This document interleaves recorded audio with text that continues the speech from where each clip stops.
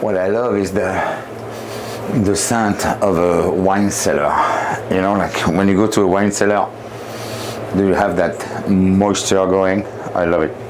So, what do we got here? Château Aubryon, premier grand cru classé, 1970. Oh, I think we should try that. I was born in 69. I was 6 months old, a year old when this came out. Oh, look at that. I recognize that logo. This is something that I was drinking back in the early 90s when I was in Paris, and this is a Chateau Mouton Rothschild, 1967. The year my sister was born. I think we should try that out also, chef. Do you think we should? Oui. I think we're gonna have a steak with that. We're gonna have a bavette, and then I'm gonna be the one cooking it, and it's gonna be phenomenal. Yes, Chateau Mouton Rothschild, 1967. I love you, my sister.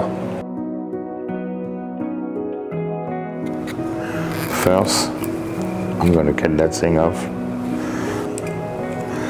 It's gonna be very, very, very challenging as the cork is expressing tiredness. This is not something you open just like that, and it feels extremely, extremely soft. No resistance whatsoever when you pull it. Pulling it out, and then hoping that the whole thing comes in at once.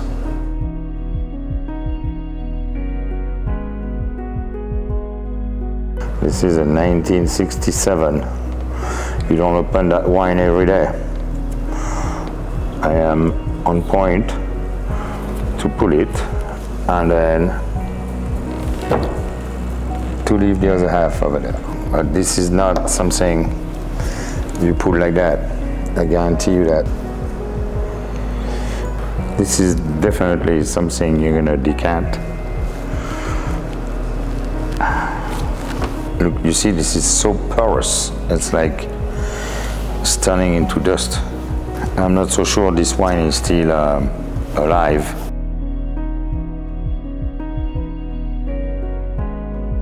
Let's open the next one. Over here we have a Château Aubryon, 1970. Premier grand cru classé. There we go. If you can see on the top, this is going to be our challenge.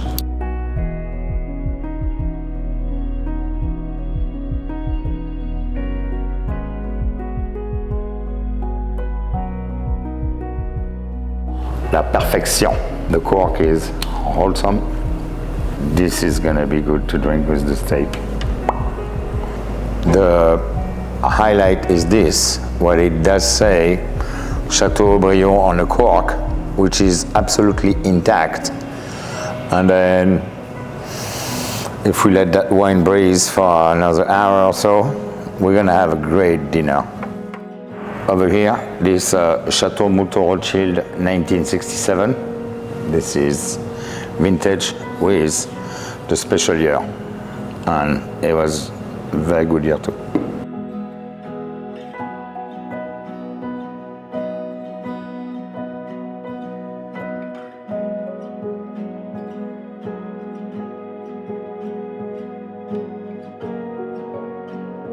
And when you see some dirt coming in, like now, you see, you just hold on, and there we go. Please, something we can. She asked me if I wanted a cheesecloth. I said I don't think it's necessary, but it might be.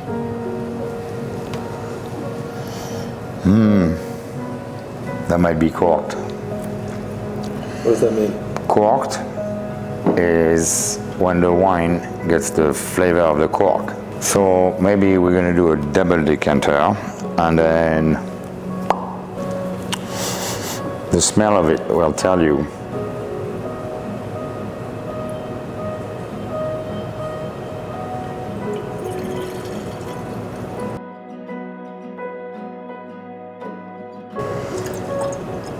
There, I see a little bit of sediment that's coming in, whatever we didn't catch the first time. And now what we need to do is let that breathe.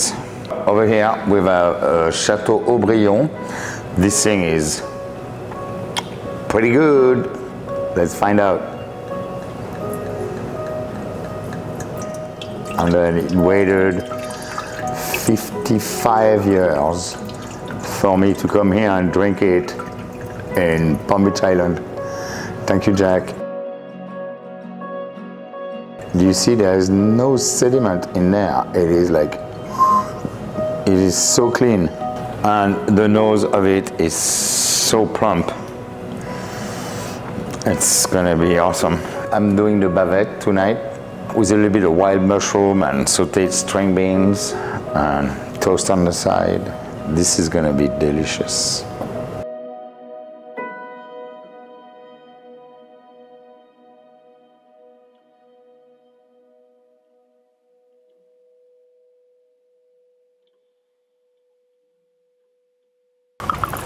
I'll give you a mini sip, and then eventually, before the end of the interview, we'll put that in an ice bucket because we're those kind of people. I love it. Well, Chef, thank you for coming on the show. Well, thank you for having me. Of course. Jack, Cheers. I've been looking forward to this for a long time. Me too. Thank you.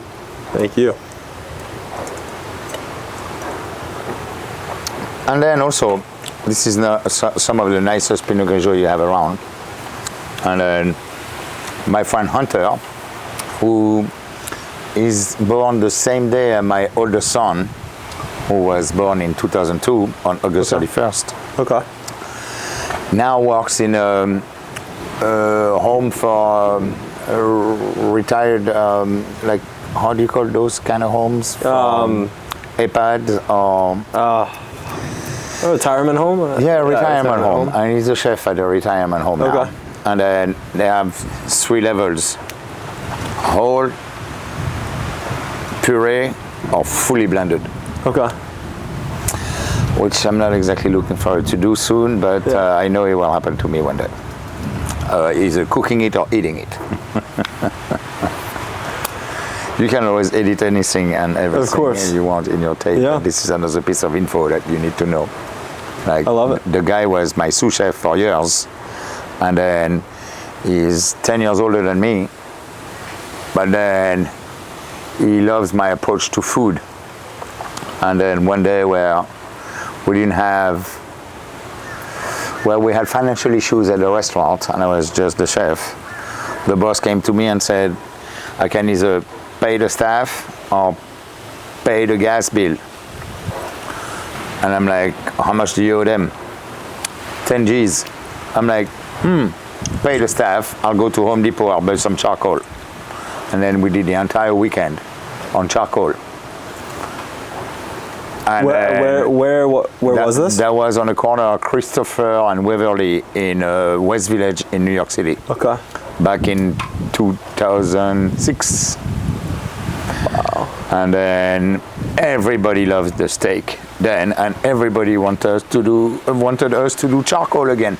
Yeah. Which I couldn't do because the gas came back on Monday after we made the money for the weekend. We paid the gas bill and then the gas was back on, so we cleaned the thing and then I removed all the stuff from the charcoal and then it imparts I went to rent electrical fryer. Okay. And then everything else was roasted potatoes in a convection oven, which was electric. Yeah. So the gas bill was not an issue anymore. Ask, believe, receive. Solving problems everywhere. Yeah, always. This is what it is. I'm hiding that, so like this doesn't show that we're doing too much. Well, today's episode is sponsored by Fiji. I love Fiji water. It's my favorite water. It's the best water. Thank you, Fiji. Yes. You read the back, and you get different labels. See, mine's a different label than your label. Mine shows the foundation. Mine's the finest water. So let's drink water because water is life. Cheers. Cheers to water.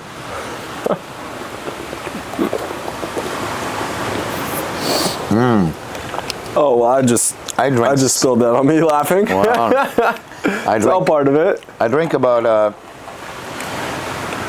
On average, I would say about a gallon of water per day. That's a good amount. Yeah, Well, that's that's- recommended amount.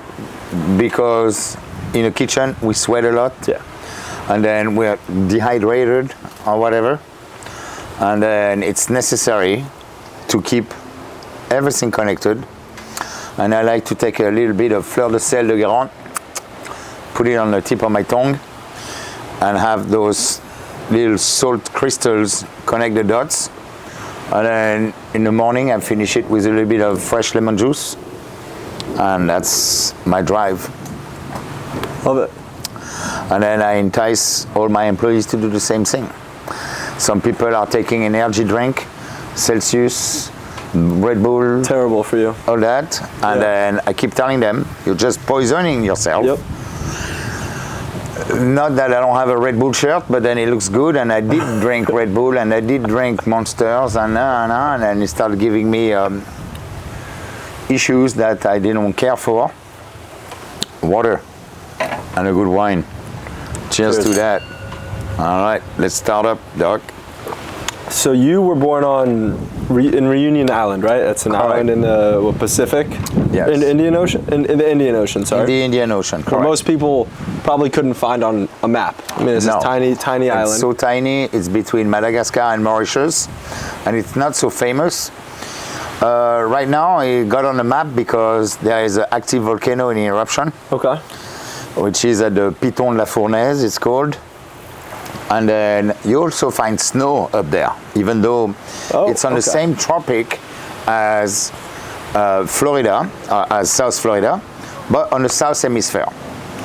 So the climate is tropical. Okay. It's sticky like Mickey. I would go to school in flip-flops and Bermuda shorts and t-shirts, and that was the life, that was the dream. It was phenomenal. I moved there, I was born there, my parents moved there because they wanted to travel the world, and then saw that France metropolitan was not for them. My sister was born there 2.5 years before me, and then I came along.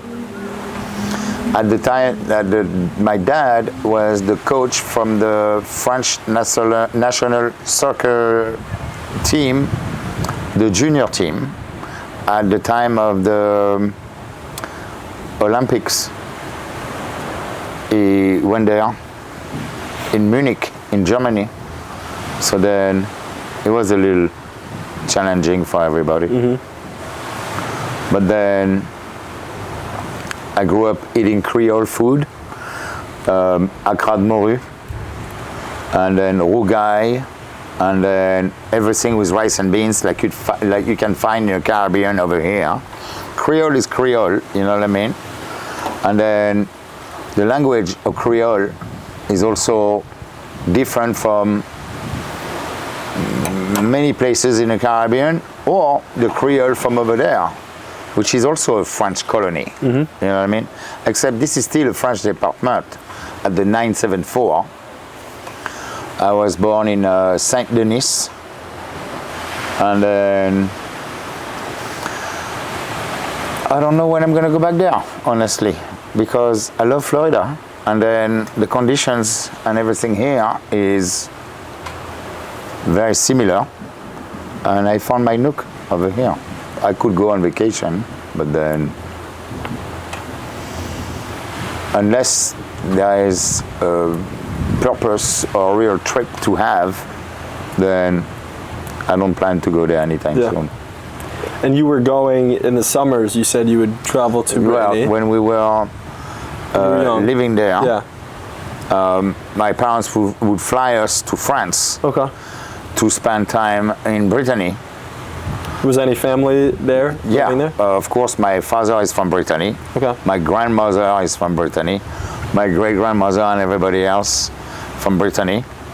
So then the idea was send the kid on a summer vacation, send the kids, because we had, of course, two grandmas, one in east of France, in Besançon, near Switzerland, and one in Quimper, which is west of Brittany, west of France in Brittany. And then usually I would go to Brittany and then my sister would go to east of France. And then I would spend 1 week in east of France and then she would spend 1 week in Brittany, and then I would love spending my time by the shore.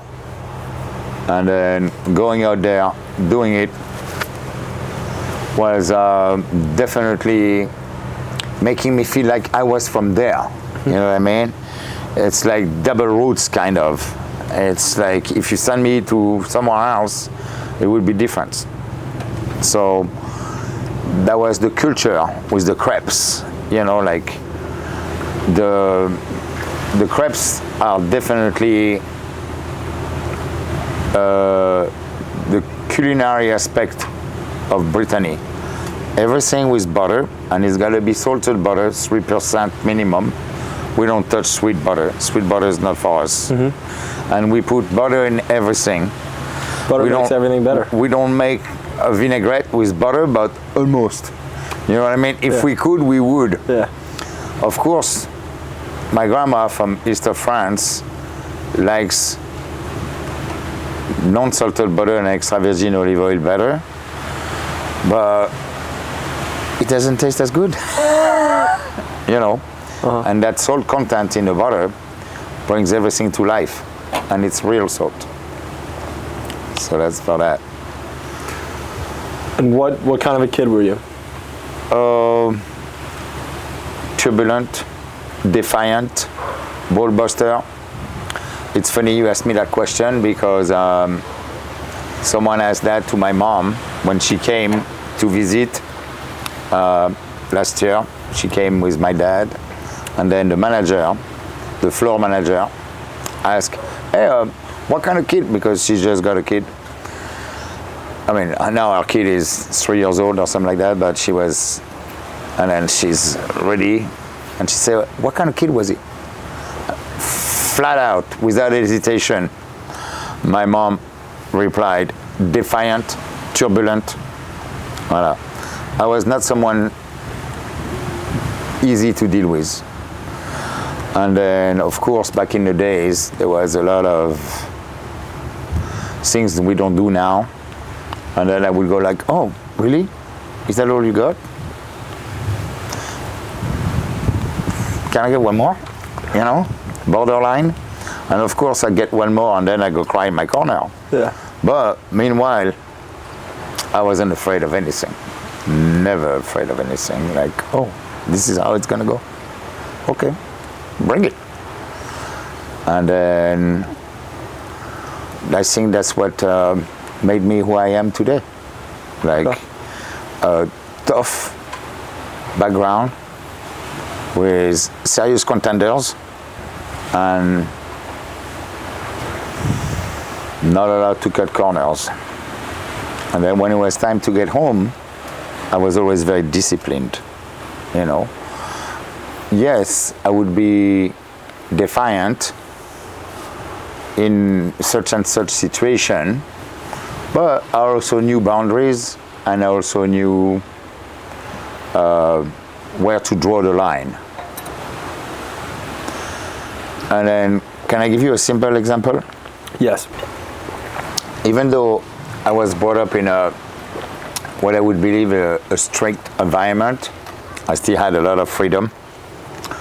But when you were, and I was very defiant when you say, "Oh, how do you describe me as a kid," and all that.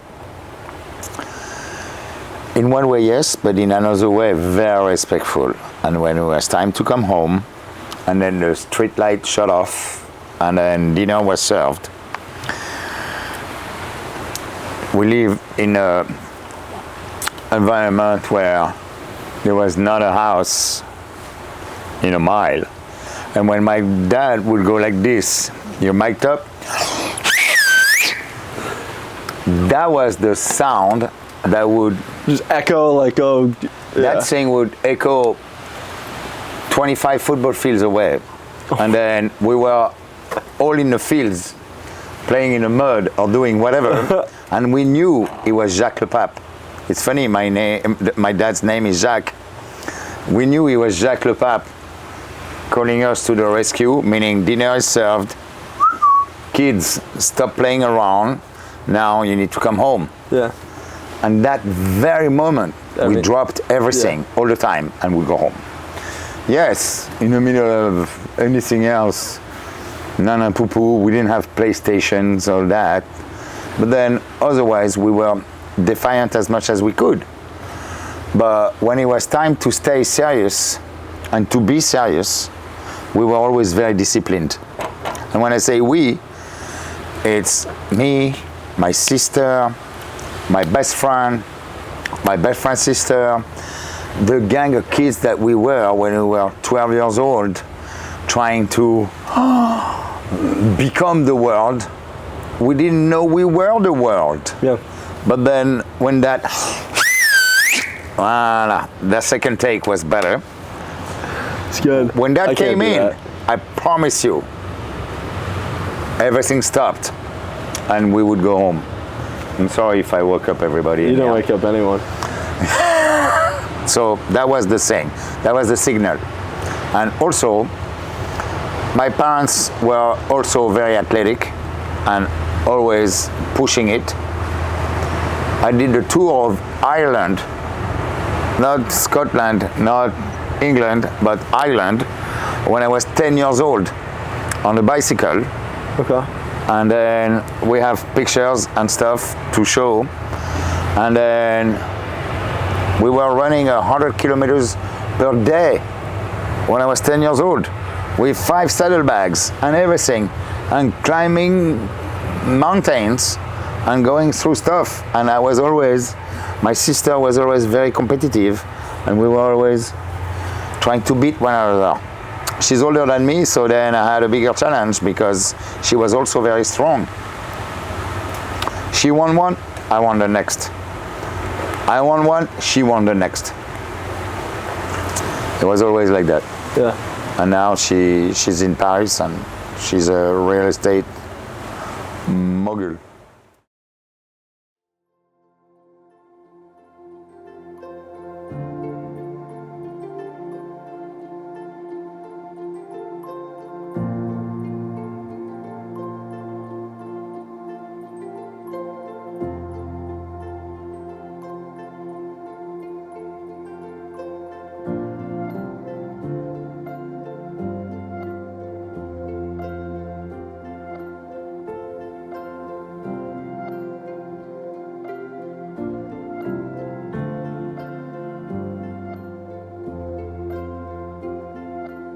I work for Rougier, the largest foie gras producer in the world. And then working for them was quite a trip, a little bit of a challenge. I was given a job as a culinary advisor, and then it turned out to be, I had to be a sales rep. I'm not a sales rep. I can sell ice cream to Eskimos all you want, but I will tell you how to cook the foie gras. I will not find new accounts. Your dog doesn't like foie gras? No, she's fine. She doesn't like it. I tried to give it to her. She wants no part of my foie gras because people are saying that stuffing ducks is not a good thing to do. Well, those ducks are the happiest ducks in the world. When you say stuffing ducks, can you Force feeding. And by the way, the label on that is Fleur de Sel from Guérande, which is where I grew up in France, which is the best salt in the world.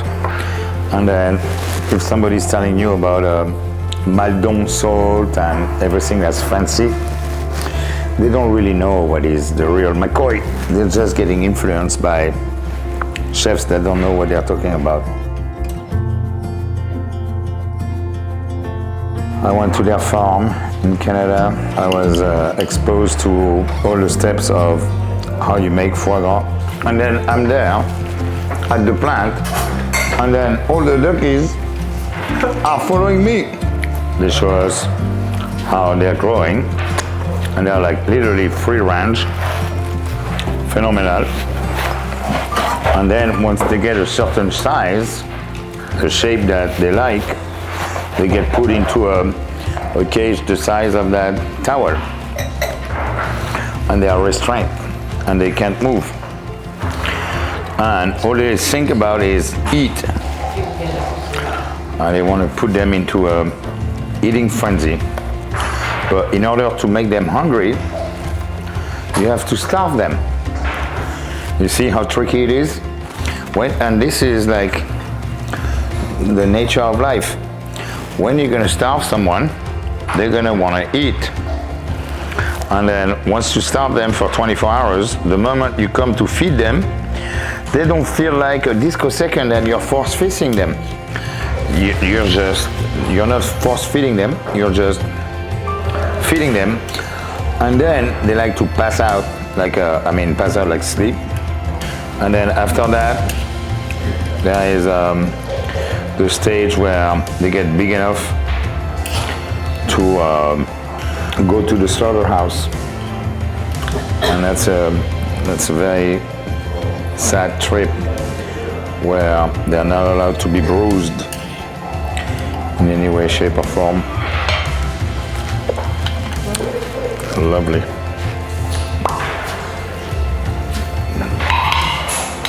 Here is foie gras right there. Merci, chef. You're welcome. Take a bite, don't say goodbye.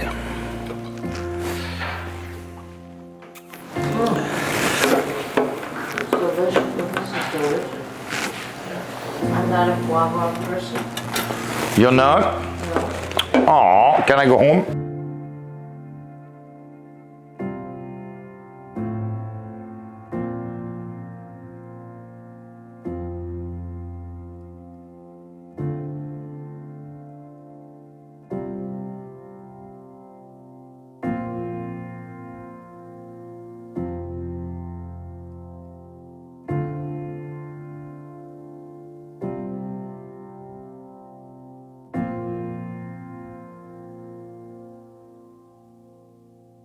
At 18, your mom sent you off, right, to London? By then, after I graduated from culinary, she said that if I want to ever do something with my life, I need to learn English, because I wasn't speaking English. My grades in English were not up to par, according to her. And she said if I want to ever succeed in my life, I need to learn English. And she found me a job at the Ramada Hotel in Oxford Circus in London. Had you already been cooking? Yes. Okay. Oh, I was cooking years prior to that. I already had the nook for it. I already knew how to cook. But she said that was not enough. She said, I need to learn English. I wanted to learn Spanish because the Spanish teacher was hard. But she had me take years of German because she's from east of France. Never did anything good for me. But the English thing, when she found a job for me, she's the one that went to an agency and actually hooked up a job so I could go there, pack my suitcase and go to HR at 8 o'clock in the morning and find out now I'm a breakfast cook at the Ramada Hotel in Oxford Circus, London, in the heart of London, back in 1987. I took it, I did it, and this is what made me who I am today, because she pushed me into righteousness. She inspired me at first, but before that, she really insisted that if I want to succeed in my life, I need to go through that. I did it, and now, at the time, I was like, you're annoying. I hate that. But now I'm so thankful, so grateful. Like, if she wouldn't have done that, I wouldn't be where I'm at now. 100%. That is guaranteed. And you became the sous chef, right, at a restaurant where the head chef was, 25, and the average staff was, you said, was 22? Correct. I was working at a place called the St. Quentin in Knightsbridge. Okay. Right next to Harrods, you know, that fancy shop. And then the executive chef at the time was 25 years old. I was still very young. The average of the kitchen team was 22. And then I became a sous chef there.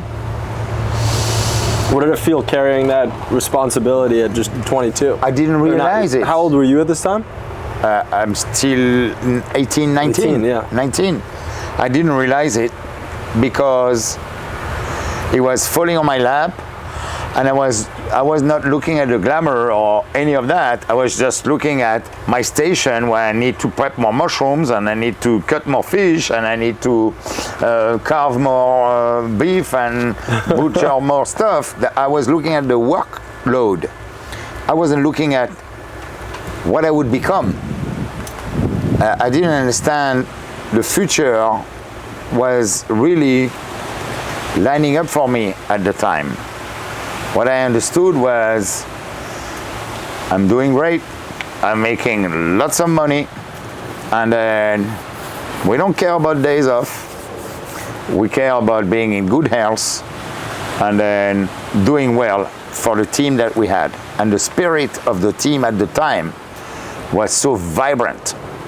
Like all we were doing was again and again and again and repeat and repeat, and every day we were on repeat.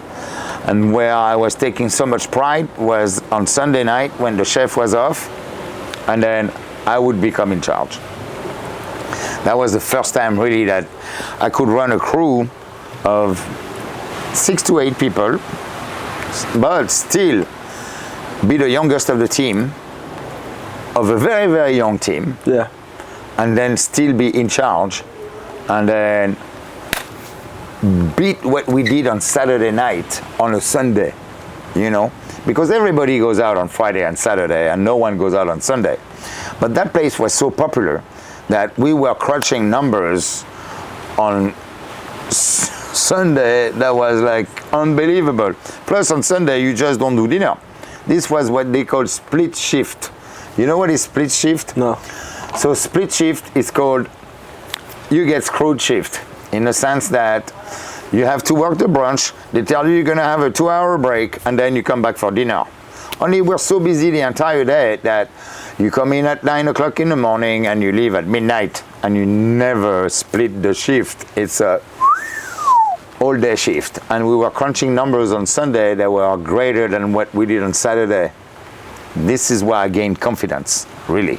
And also, you're manning the station on top of doing the orders and on top of, calling the tickets and this and that, which is normal. But then at the end of the shift, you have to call the vendors to get all your products in-house, which is very important for a chef. Like, what are you going to be chefing if you don't have ingredients? So you need to place the orders on time on Sunday night after you get crushed, so you can get back to work on Monday when the chef is still off. And this is what really made me become chef de cuisine or executive chef or the chef that runs the kitchen, you know, because there is multiple names on chef. There is chef de partie, there is I'm the chef, there is, I'm chefing, there is, there is, you know, there is executive corporate chef, which executive I was. Sous chef. Executive sous chef. Yeah. Like there are multiple tags on that. But I didn't know about all those titles, and I didn't care. I wasn't looking for that. Yeah. What mattered the most was we got the job done and the guests were happy. That's what mattered. That's all that matters.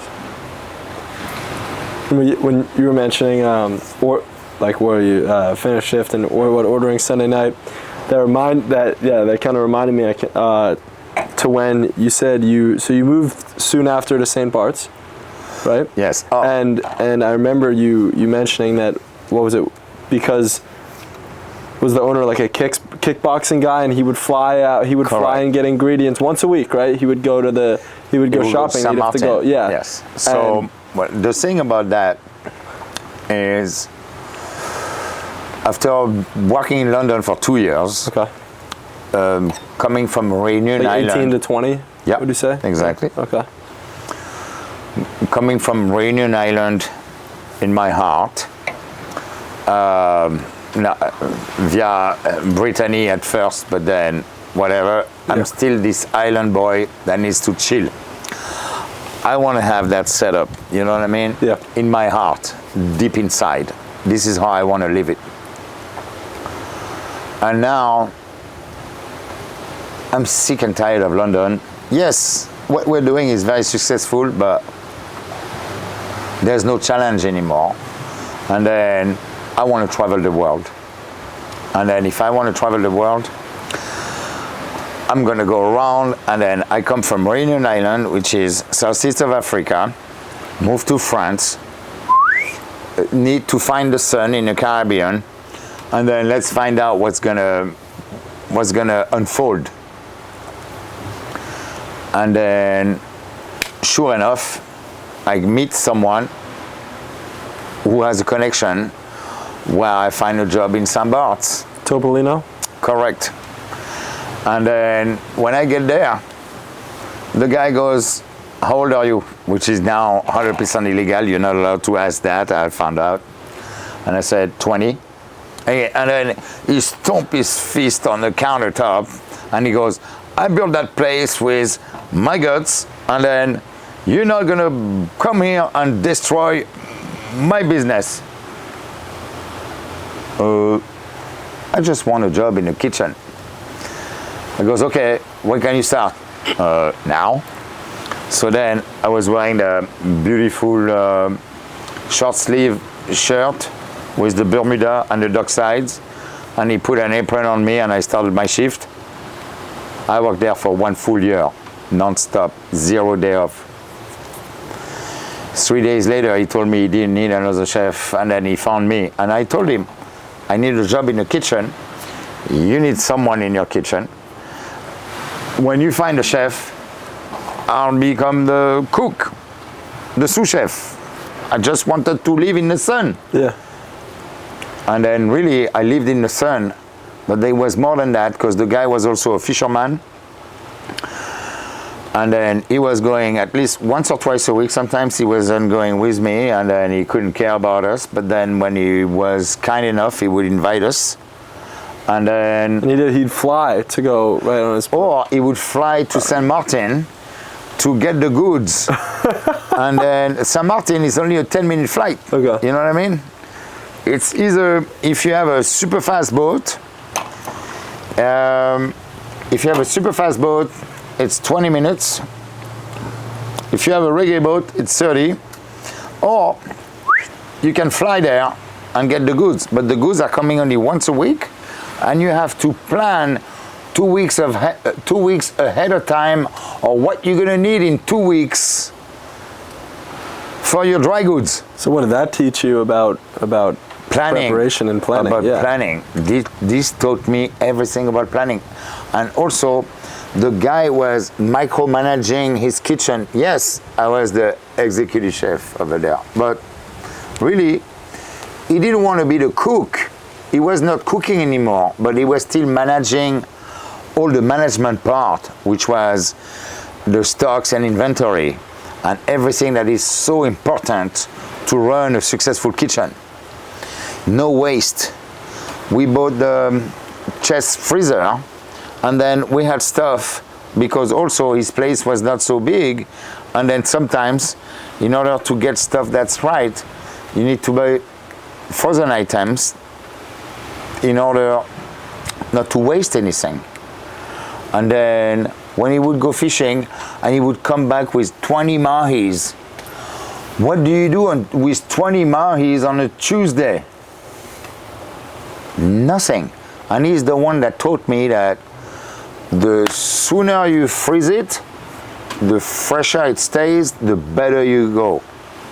And I guarantee you that if you freeze a mahi, when you took it out of the ocean today and it's stiff like that table, no one will know that it was ever frozen.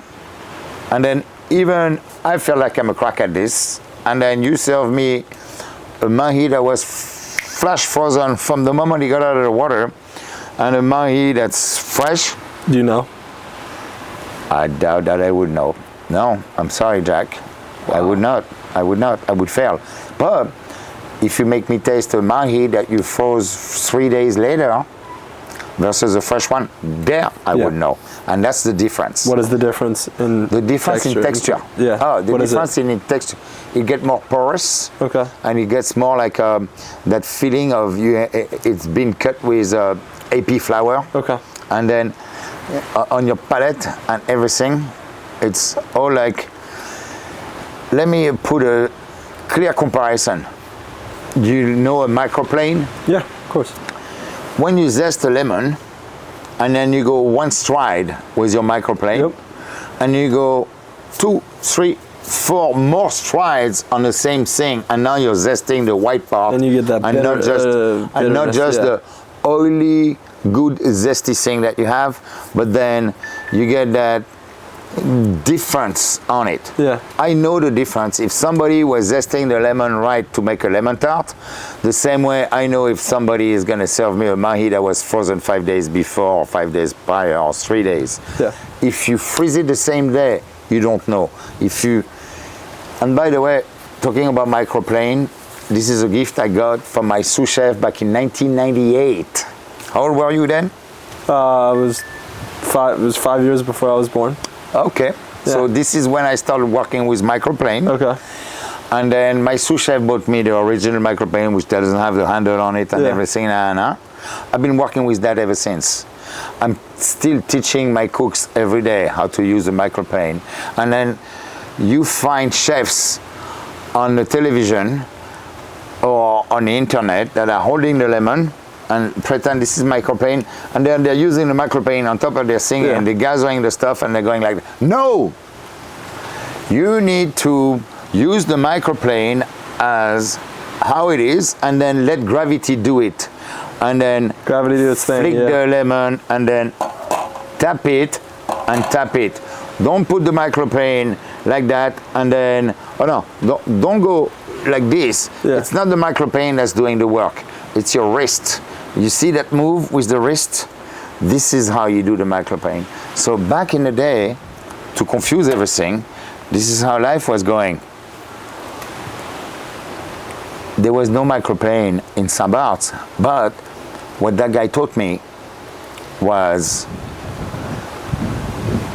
the difference between good and better.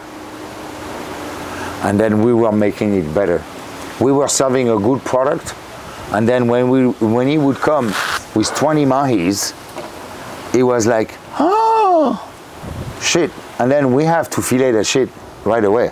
You know what I mean? Like, so also, which means that we make mahi crudo, which means we make soup with the bones, which means we utilize every single thing. Yes, it didn't cost him a penny. Yes, it did. It cost him the gasoline for his boat, you know. And then also that guy was, his name is Thierry Tsalapatanis. You can Google that name. So he was like a Greek kickboxer, right? French Greek kickboxer. Okay. And then he was not only that, he was also, he won the French championship of kickboxing. He was not just a champion. I mean, he was not just a competitor. He was also a champion. His name is Thierry Tsalapatanis, and he won it somewhere in the 80s. The guy was about your shape and your size. Okay. A little bit more beefed up than you. Imagine you. Pretty lean, yeah. Imagine you, but not as lean. And then 20 more pounds of thickness, yeah. 20 more pounds of. Because I'm 200 pounds, he's probably. Well, that guy was probably 220. Yeah. And then your size. Yeah. And then he would kickbox the living shit out of anything, and he would have like a lot of might to him, you know, a lot. Yeah. But for me, it was also something to look forward to, like, oh. And then when I left that position. Well, before you, I'm curious, what did working 7 days a week, like, what did that teach you about just about life? What did you learn about yourself while not getting no days off for an entire year? 365 days, not one single day off, because and how long were those days? On average, how long were those days? Well, it would depend. You see, like if it was a Tuesday, well, it would really depend, because if we go fishing with him, we wake up at 4 o'clock in the morning, and then we work. We don't take a nap, and then that means you're doing some no sleepers for 2 days at times. But on top of that, you still need to be at work the next day. But then really the busy shift were Friday, Saturday, where we needed to be at work around noon, or even I would show up at 9 or 10 a.m. Yeah. 9 a.m. or 10 a.m. That's the busy days to do all the prep during the day, because we didn't have prep people. You know, it's not like now where you have a prep team and no. Forget about that. It was the man that mans the station that does the prep, and also we were. It was an Italian restaurant where we were making fresh pasta. Okay.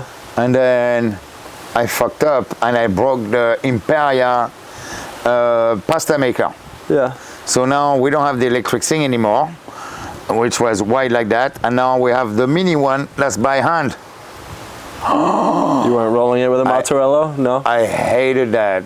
I didn't have a choice. And because at times I had a little bit of an attitude, he told me that the part is coming from Miami, because Miami to St. Barts is like 2 hours. Yeah. No, the part was not coming from Miami. He never ordered it because he wanted to show me. Ah, bitch. All right, but I found that out after, because one day I wanted to clean the machine and I'm going in it with a paring knife into a plastic gear, and I'm trying to clean the thing, and then the paring knife went in the gear and then he broke the plastic gear, and I broke the pasta machine. But this is an Italian restaurant where we make 8 different types of pasta, and then we make fresh pasta every day. Yeah. It's not today we're selling the pasta, tomorrow the one we make today is what we sell, and that's it. Capellini, linguini, fettuccini, lasagna, name it. I learned to speak Spanish by saying Parmigiano Reggiano. You know, you're not moving to Italy to go to school to make pasta. Told you this, right? Yes. Yeah. I remember that. Only no machines, no even crank machines. A mozzarella and your tagliere and your board. Just that. It's the same. There's not a single machine in there. Everything's done by hand. 3 months, 5 days a week, 8 hours a day. Perfect. But I didn't have those skills or those things all that time. 6 hours a day. 6 hours a day. Yeah. No, on top of that, we were out there in St. Barts making pasta by hand, because I broke the machine and I was rolling it like that. I didn't have a choice. But then now, because I broke the machine and then I wasted a lot of time with that, I had to come to work an hour earlier every day, because going with the machine, it goes faster. It's so much easier. Much quicker. Yeah. Much quicker. It's so like, oh my God, it's the difference between day and night. When we finally got the gear, which was a plastic gear, and I saw it, and I'm a mechanic at heart, like I dismantled and I saw where I broke the gear, because I dismantled the stuff myself. Yeah. So then that went well, and then we moved on, and then at some point my birthday came around, and then I really wanted to go to New York, like I told you about my trip, that I'm going from here to there, and then I really had my eyes set up in New York City, and I meet that lady that looks really hot. And well, you had the same birthday as your boss, right? And he took the day off, but you couldn't get the day off. Correct. Right? And then when I told him, can I get off for my birthday? And they were like, yeah, of course, no problem. And I'm like, okay. And he goes, what day is it? I'm like, September 8th. And he goes, oh, no, you can't. That's my birthday. And I'm like, and I already made plans. And my plans for like in 2 weeks only. His plans were like made 2 months prior. But also, I was only 20 years old and I wasn't making plans in 2 months. I was making plans in 24 hours, you know. And he said, no, you can take that. And I said, well, if you don't want to give me my 2 days off, I will give you my resignation and I will move to New York. And he goes, okay. And he didn't really like put up a fight or anything. He was just like kind of. No, and he was exactly the same kind of guy that when I work at in Paris, in that 550-seat restaurant, where I gave my notice, and that guy K West. K West, that's K right. West. And he was like, okay. And then he told me, when someone wants to leave, you let them go. You let them go, and that's something I learned. I'll never forget that. You told me that. Yeah. I'm trying. A lot of people where I work still don't understand that, and they're trying to hold on to something they shouldn't. When someone wants to leave, you can let them come back if they want to, but when they want to leave, you have to let them go. You can't hold on to someone that wants to go, because if you do that, then you get a rotten lemon in your case. Yeah. Even though it's your best employee, even though he's the fastest and gives you the best numbers and produces the most and everything, absolutely not cool or good to keep that employee on board if he wants to go. If his heart and his mind is not in it, let him fly, or let her fly, or let that individual fly. Yeah. And if you keep them on board, it will bite you in the ass to the tenfold. Because you just had a younger sous chef leave, right, a few months ago. Young guy, you said he was like 24, right? Yeah. Nick? What's his name? And I remember you told me that you're like, he's good, but he said he wants to go. Like, you gotta let him go. Exactly. And as much, I was calling him my son, you know, because he's the same age as my son. Yeah. And then when my son came to the kitchen, who doesn't have half the talent as what Nick has, you know what I mean? And then I would put it out there. When he decided to go, I accepted his resignation, even though I knew he was shooting me in the foot, and I would say, I would want to go to Nick and say, please stick around. If you already made your decision to go, then there's not something I might fight. Yeah. I will let you shine. Mm-hmm. And then when I spoke to my boss and my manager about this, saying about Nick is gone, chef, what have you done? Why is Nick gone? Because we all know his talent. The guy is super talented and he's got the flavor, the taste, everything. Like, he wants to move on. And then I was an executive chef when I was 20 years old. He can be an executive chef when he's 24. Yeah. Let him fly with his own wings. Yeah. And I want him to succeed wherever he's going. And then at times there were some signs that showed that he needs to run his own kitchen.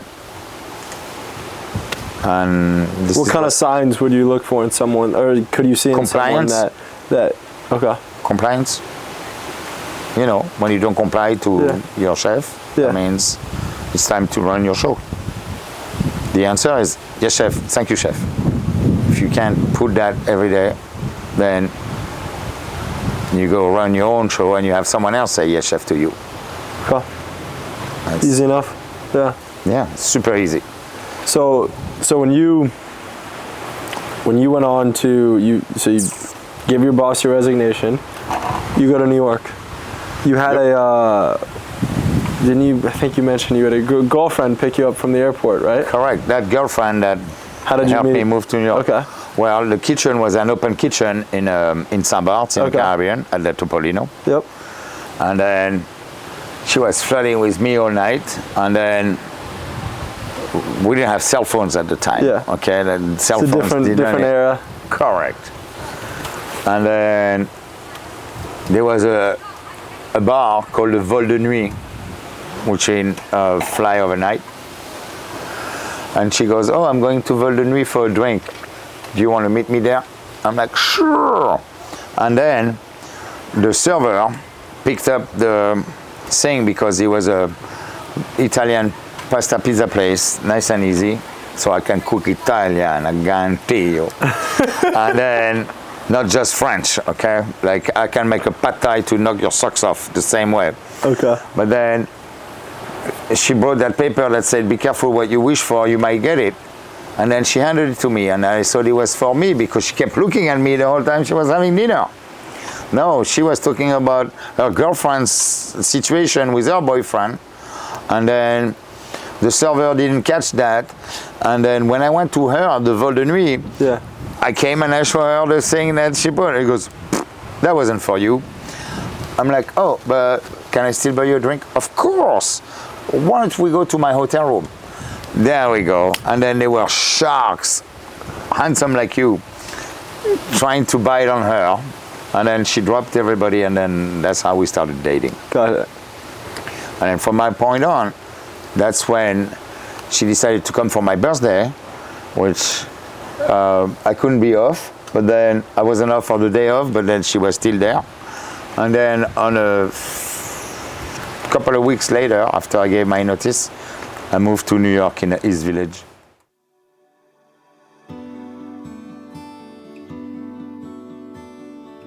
My very, very first job that I had, that was working in East of France, was in a restaurant called Au Florida. Isn't that funny? Florida, I'm here now, where their specialty was frog's legs. And they would get frogs in bags of 500 frogs alive. And then I'm the kid, I'm like not even 12 years old yet, I'm still 11. And then I'm wearing the ski mask and the wax apron, and I'm there with the hatchet and the dishwasher gloves. And then I put my hand in the thing, and then you have to grab the frogs, cut them in half, the head fall into the bag, and then you throw the legs into sawdust. And then after you're done doing that with 500 frogs, you collect every legs that you have in the sawdust, and then the sawdust sucks off the slime from the frog. This is why we throw them in sawdust. And then peel them. Peel on one side, frog on the other. Peel on one side, slime on the other. And we go there like that until it's done. And then we have to tie them up, kind of like that. I cannot do that with my own arms because I gotta break them, but this is how you keep them. And then you rinse them off quickly, and the more you keep them in the water, the stiffer the flesh is gonna be. So you cannot keep them in water. It has to be an operation that happens extremely fast.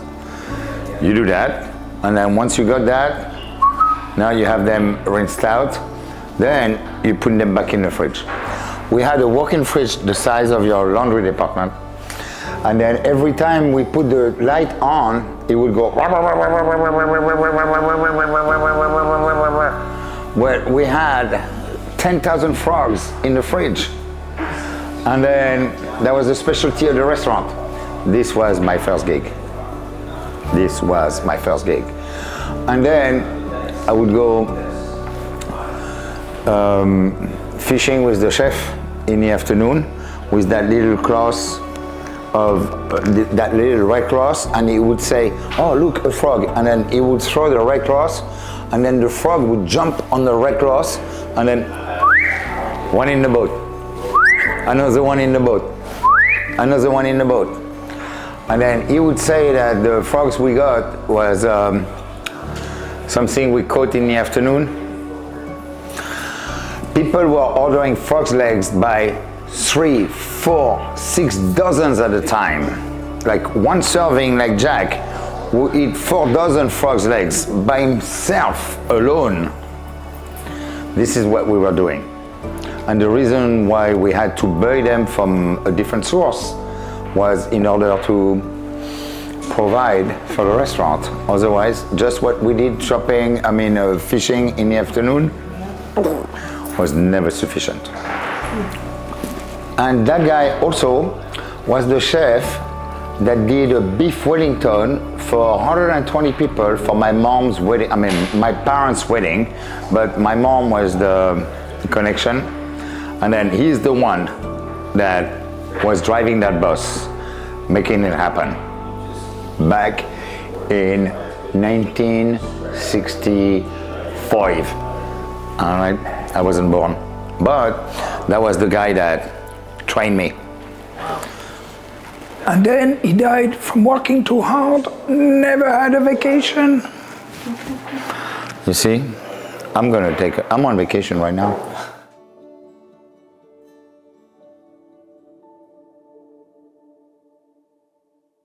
And then started my New York trip. Got a good job, which was not as good as I wanted. And then found the place at Le Bilboquet. And you show up like extremely overdressed. Oh yes. Yeah. The guy said, please. Philippe Delgrange started talk it, to right? Philippe Delgrange. Yeah. No, that guy that I knew was a food runner that I knew from another place, and said, oh, go there at 11 a.m. The owner is always there, and then I'm sure you can do something good over there. So I showed up in my trench coat, dress suit, everything, 22 years old, sharp as a tack, briefcase, the whole 9 yards. And I see Philippe, which was the only guy with a sports jacket, and I say, hi, I'm looking, I heard you're looking for someone in the kitchen, because I didn't want to say I want the executive chef position. Yeah. Because they already hired a chef. And then I was hoping he would say, come talk to me, you know. But I was 22, but I looked like I was 16 because I barely had any facial hair. Yeah. My face was like, I was so clean, sharp looking that I looked like I just came out of a candy store.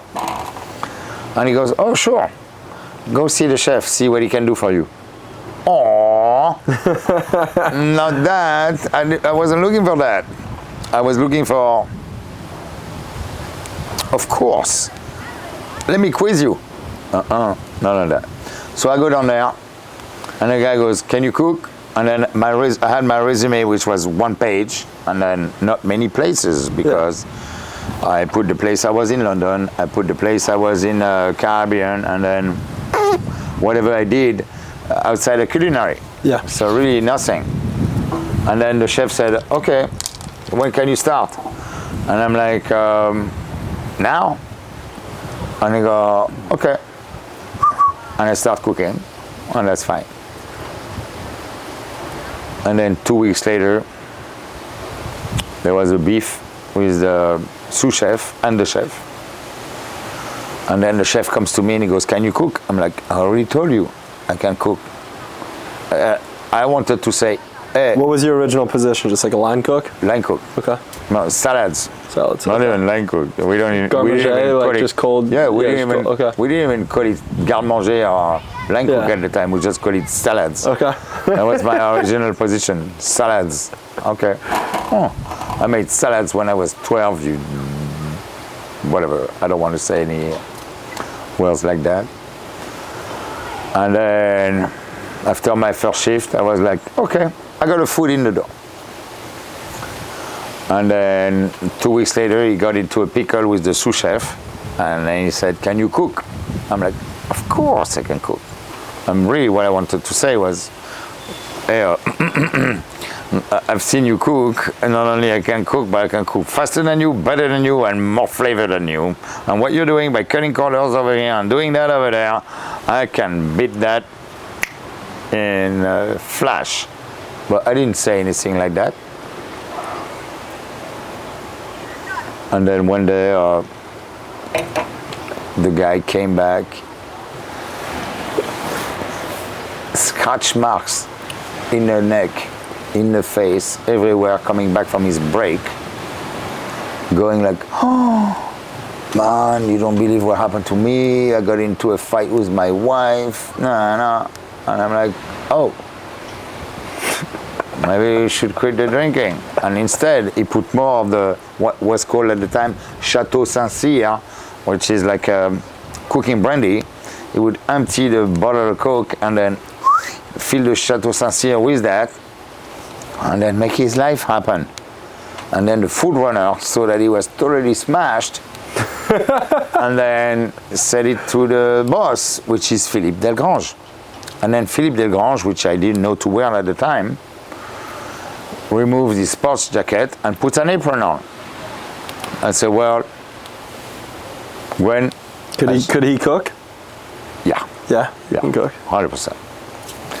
He goes, well, Gwen, I figured we have issues with the chef. I just fired him, so I'll be cooking tonight. I'm like, no, absolutely not. You belong upstairs at the front door, and then I cook. When I'm in the weeds, I call you. He goes, okay, deal. 75 guests. And Le Bilboquet at the time was only 35 seats. It was very small. It was like, very tiny. I remember it was told it was the cheekiest restaurant in town at the time. Correct. Like, yeah, very hard to had get. Elle Macpherson, Eric Clapton, and then all Hard to get a table, right? Yeah. Everybody lined up. Impossible to get a table. Every guest was handpicked by Philippe Delgrange, and then it was him that was creating the buzz and making it happen. Okay. He came from Le Relais at the time, which was across the street on Madison Avenue. I lived all those moments. Yeah. You know, the late 80s, early 90s. I was there when that happened. Those things. And then that went well.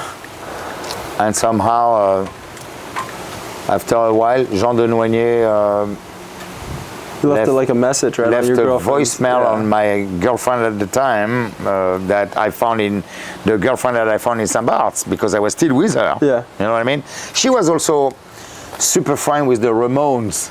Maybe I forgot to tell you that. You know the Ramones? No. Hey, let's go. She's from from Forest Hills, Queens. Okay. She's got Irish blood in her, and then her brothers are New York City cops, and they're like taller and beefier than you, and then she was also 6 feet tall, and then going at it, and then what happened was, let's find out. And then when the situation occurred,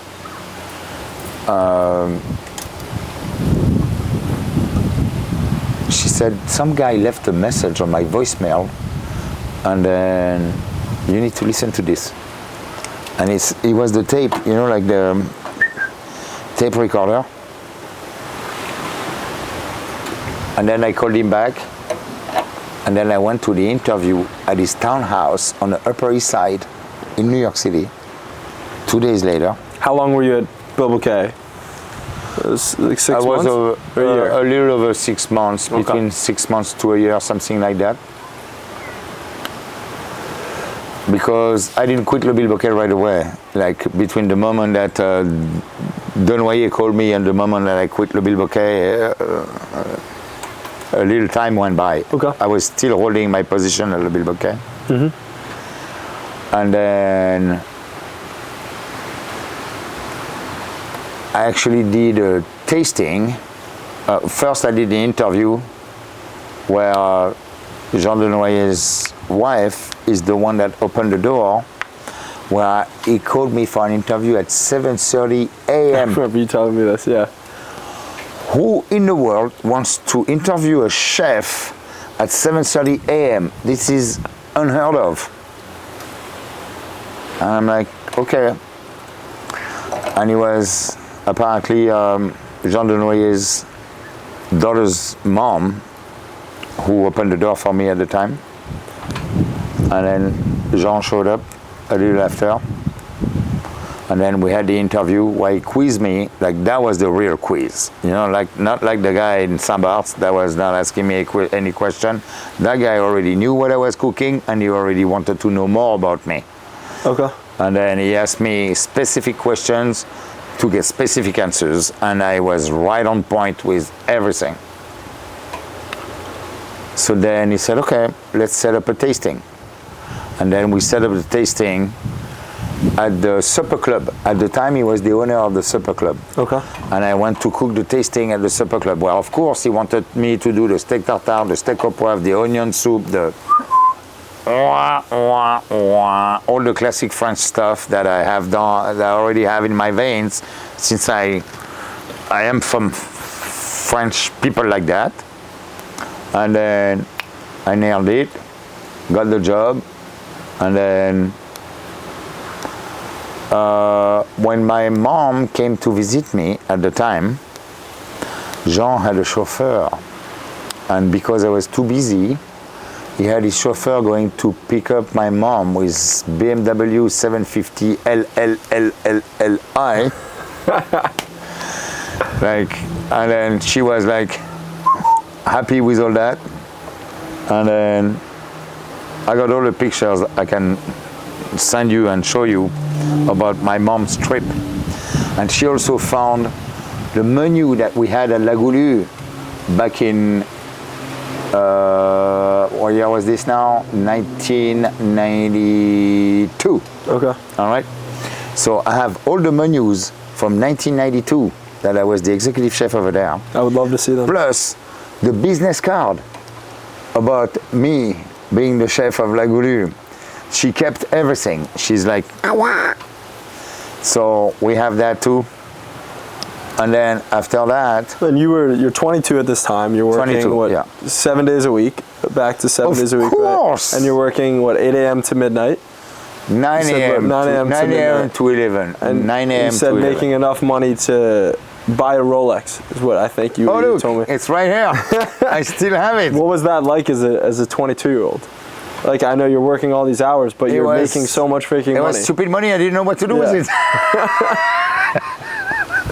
But my son wants my Rolex, and I told him, when I die, I'll give it to you. Yeah. Not before. Go build your own. You know, like, yes, but that's the Rolex we're talking about. That's the same one. And then Never got rid of it. that lease only lasted another what, year or 6 months or a year 1 year. before it ended, and it One went to full what, year, like and Giorgio then- Armani, right? Giorgio Armani bought the building at 28 East 70th Street. And then Jean lost the lease because he had the lease from 1972. Oh, we're not gonna need any champagne after this. We'll get a My little favorite pain is champagne, but then we'll see about that later. And then what happened was he had the lease from 1972 when we opened La Goulue to 1992. Okay. So I was the last chef. And then when I found out that the place was going to close, when it closed, then I'm calling my sister and I'm saying, well, you know, I have that great gig, but they're closing. I don't know what to do with myself. And she goes, well, they opened that new place in Paris that's called Key West. Yep. And then she said, why don't you come? I know the owner. I'm like, oh, Okay. okay. Actually, it was not exactly her. It was her boyfriend who was working for a bank at the time, but whatever. That works enough.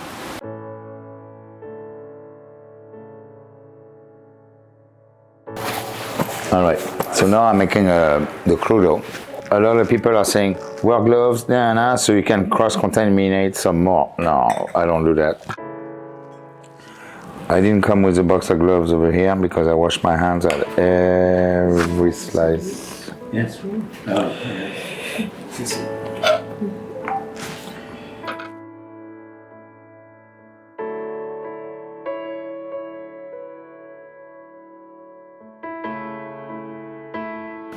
Who's playing the music? Perfect, Billy Joel. Let's do that. Billy Joel, he likes that. Billy Joel, amazing. And then I'll be the piano man if you like. Only for tonight. Yes. And then I'll charm you when your husband is sleeping. Don't worry about it. You laughing? You don't believe me? You don't think it's true? We'll see. Well, the guy is a gem. Yes, he's one of my favorite artists. Beside Prince and AC/DC and the Ramones, you know what I mean? But Billy Joel is definitely my piano man. You're not toasty enough yet? I'm enjoying it. Okay, Grandma not toasty enough yet. Put Chef Gwen in the process and then we'll make Grandma toasted enough.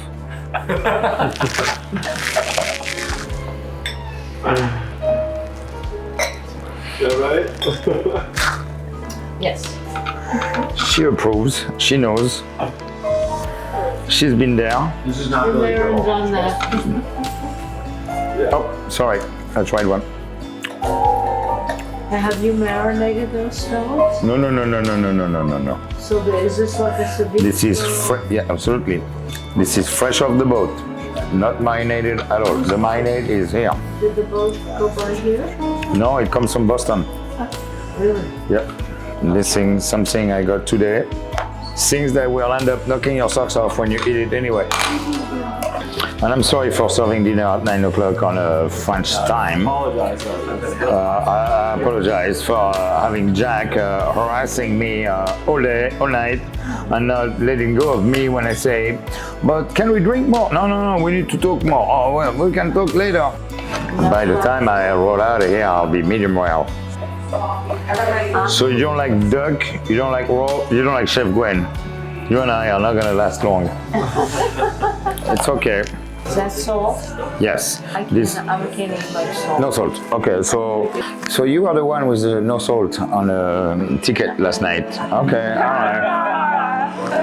right. Okay. Bravo.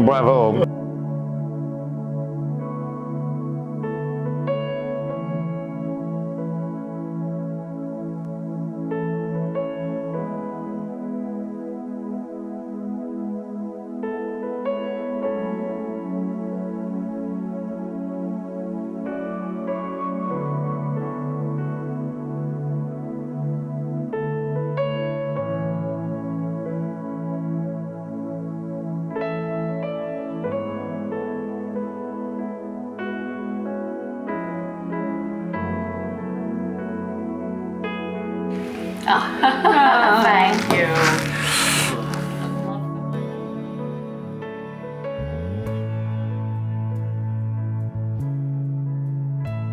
Well, I love that you inspired me to draw a heart on your plate that has no salt. You know what I mean? Okay. At least we know that the one with no salt is wholeheartedly loving. What do you prefer? To live until you're 100 or to put salt in your fries all the time? Salt in my fries. Yeah. Well, my grandfather lived until he was 96 and he was putting salt in them. Exactly. Yeah. And he died on a snowy ditch. You said no salt, but you didn't say no love. There we go. It's black peppercorn imported from Réunion Island, which is where I came from. It's not exactly pepper, and that saying will just not bother your digestive system because it's organic.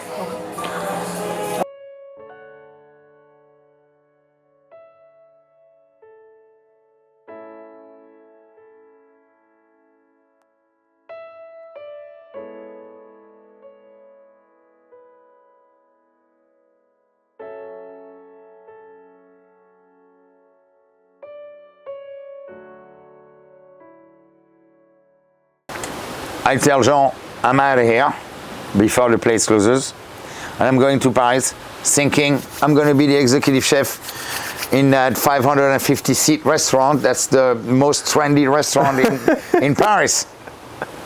Only to find out they already had an executive chef, and then the sous chef was already in place because he's been working with them for 5 years, and all I could get was a grill guy position. Not the salad guy, the grill guy. So it's a notch up from salad guy. Okay. And then what happened was, I get made on my first shift. What do you mean? I get made means 550-seat restaurant, that means we're taking a party of 75 with a party of 12 with a two-top, with you coming with just your mom on a date, and then another party of 25, and then that's what that means. You get made. Like, throw it in your face as hard as it is. What's my favorite place in Chicago? RPM. Have you been to RPM in Chicago? I've never been to Chicago. All right. So once you go to RPM in Chicago, when I went there, I'll go there and I'll go to Linea. Oh. When I went to RPM in Chicago a few years back, it gave me such a reminder of what it is that is fast-paced. Okay. Only Key West is only on one level. Only there is a room here, a room there, and then there is something called outside, which is like the food runner literally had to take the food 100 yards away from the kitchen because the place is so huge. You know what I mean? So. And you guys could do what? You said you did like 1,375 covers was the one night. Was the That's one incredible. night record. Absolutely, 1,375. That was, and then we wrote it in. And no lunch, right? Just dinner. Just dinner. Just no. No lunch. It was just dinner. And then there was a very good friend of mine at the time. We don't speak much anymore, but I still know about his whereabouts. Marco, okay, Marc-Antoine Cossolini, who kind of knew a thing about a thing that knew a thing, but that would never tell a thing. Okay. Those kind of people. Okay. You know, we need people like that in our lives. Yeah. And then it was like, chef, you can rock this. So I came in as a grill guy, got into a beef with the sous chef, got fired on the first week because of my big mouth, of course, because I didn't put up with nonsense. I didn't put up with anything they said. And then when I got fired, the boss said, that's it. I'm done with you. You can go back to New York. I don't give a shit about you. And I'm like, seriously? You're going to do that to me? So then I went to the executive chef and I said, no. This is a mistake. Let me get you back in the game. And when he gave, you know what? That guy is going on vacation next week. I want to see what you can put when I put you in his shoes and see how it goes. 25 servers on the floor at the same time per shift. That's a big team. We didn't have POS. Everything was written by hand. Everything was handoob at the time. It was back in 1992. Yeah. We didn't have the toast or whatever. And then my name was Champollion. Champollion is the guy that figured out the hieroglyphs. You know the hieroglyphs from the Egyptians? Yeah, I can read any handwriting, and I will tell you, I will manage to read any doctor's notes and anything. And then I was out there reading all the tickets and making service happen. And then if it's a 12 top, they'll wait a minute. If it's a 2 top, I send it now. And I was pacing service better than the POS system. And this was what made me popular, because I was always front of the house friendly. And then I was always trying to make the kitchen not chaotic. Sometimes it was challenging, but I did it. And that's what made me who I am. When, after 2 years of doing that. You were at Key West for 2 years? A bit more than 2 years. Okay. But you said that you didn't love the people, correct? No, I hated Parisians people. Like they were arrogant, pompous. I remember some of you. I didn't like going out. I didn't like the crowd. I liked the people I was working with. Yeah. But outside of work, everybody was just arrogant and. But it's interesting though, because that's a strong thing to definitely like say about my culture. Culture, not I guess home country culture. Yeah. No. Yeah, screw them. Yeah. I swear. Out of here. Can't fucking stand them. Go back to New York. I'm going back to New York because New York was so friendly. Yeah. Everyone is welcoming you, like you know, like the warmth you get in Florida, like the American warmth. It's something that is unmatched. You know what I mean? Even in Island when we were doing the bed and breakfast when I was 10 years old, and they had the kettle, you know, like the tea kettle with the knitted stuff on it, and they were like trying to be so nice to you.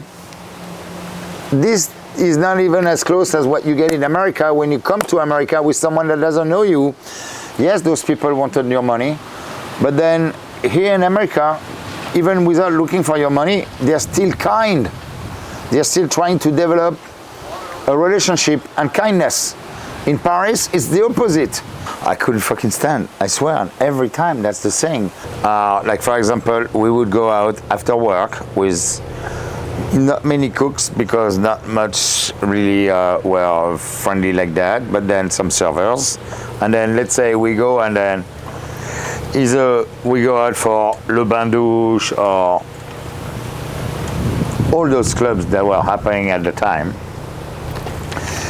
And then those people were fine.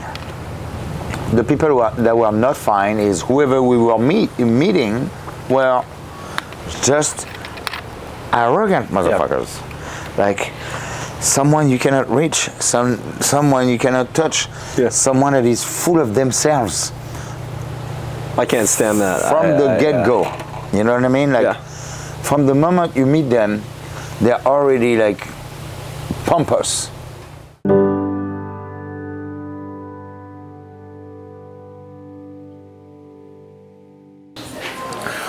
Alrighty, I'll be quiet. Should I grab it?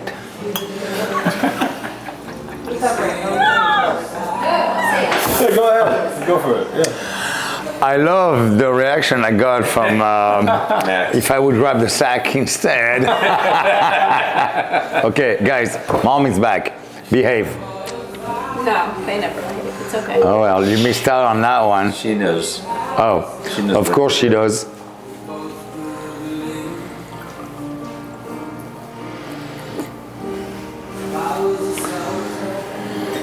Ooh, yeah.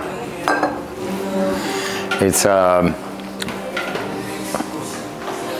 next. No, I can smell it. It's shot. Smell it and then try drinking that. I wish you luck. I could make a good sauce. Yeah, it doesn't smell great. No, It smells like the wine cellar.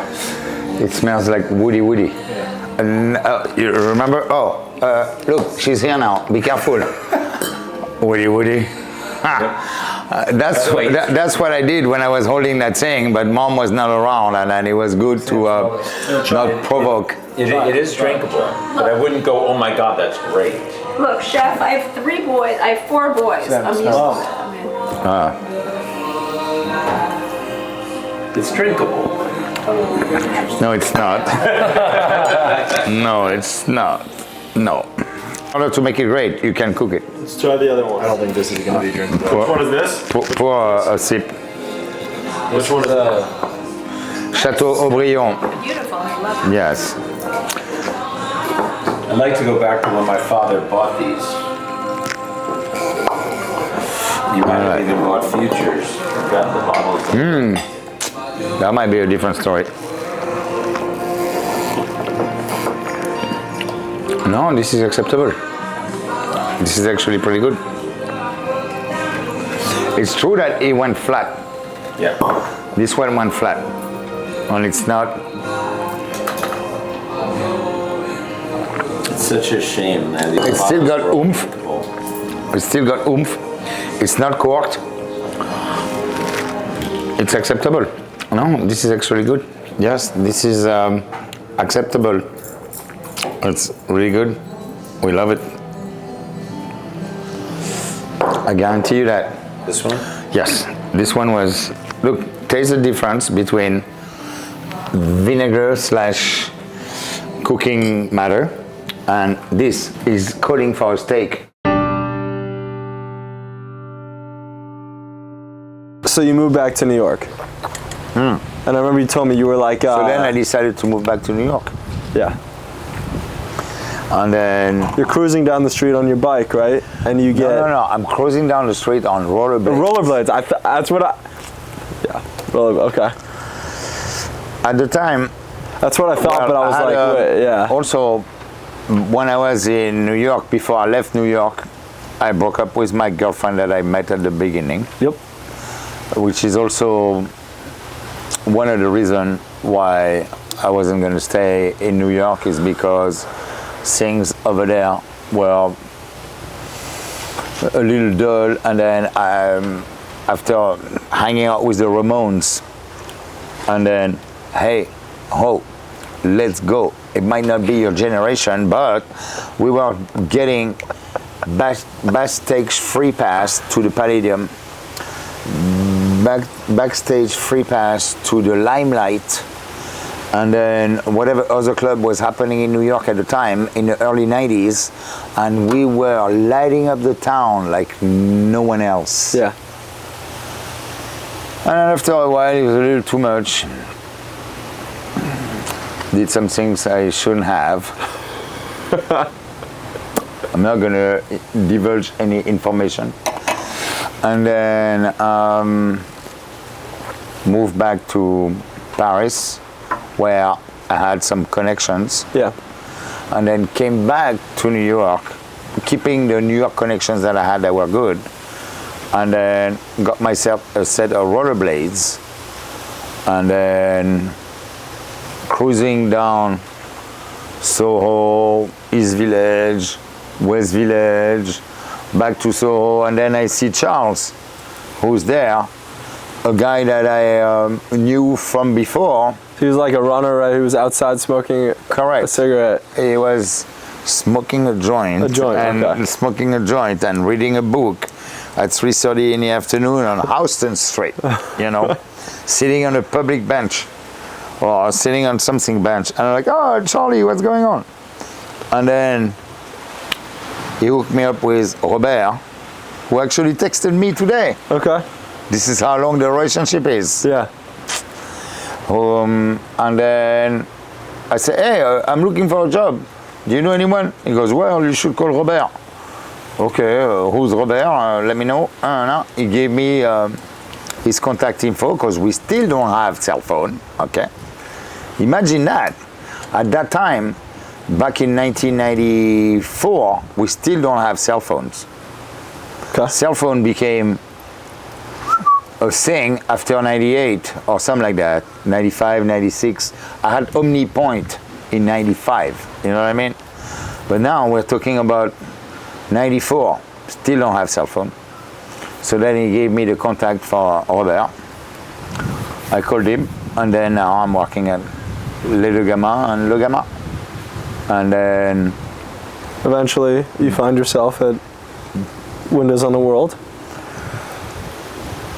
And I meet that guy, later? I meet that other guy, Bob, which is not Robert, who's a line cook at, who's opening, same thing, coming back from work at a traffic light. I ran into that guy that I knew, who was on a bicycle, and then he says that he's working at Windows on the World. I have no clue what is Windows on the World, I swear. Never heard of it. And he goes, we're looking for cooks. I'm like, where? And he goes, 107th floor of the Twin Towers. I'm like, oh, wow. That's cool. Only that alone was like super cool. And I'm like, okay, what do I need to do to apply? He goes, send me your resume, and then I'll figure it out. We connect, and then I put in an application, super corporate. Like the application was like too many pages. Usually it's like, okay, I'm in. No, this time you had to fill out something that was a headache, but I filled it out. And I ended up being the saucier, not just any position, not the executive chef, of course, not the sous chef either, because everybody was hooked up, but I knew my craft. And then I promise you, I was going to make the best sauces ever, and this is where I shine the most. If somebody asks me, where do you shine the most in your profession? I'm like, at making sauces. This is where I excel. And then I did that, but we had to cook foie gras, which was about that size, for 8 to 12 people. One whole foie gras. The thing takes 45 minutes to an hour to cook. Who wants to wait 45 minutes to an hour for the appetizer? You gotta be crazy. No, it worked. It was wonderful. And then also, you see how it gets a little windy and that thing moves? The towers were on cables. They would slightly. And when we had right? when we had a storm, it would move all my station. It was crazy. Wow. And then we would still cook. We would not stop it. When we had a superstorm, they would accept cancellations for people that was scared, aka a hurricane or superstorm or whatever. But then I worked there just for a year, so it didn't matter. And then that same guy that hooked me up,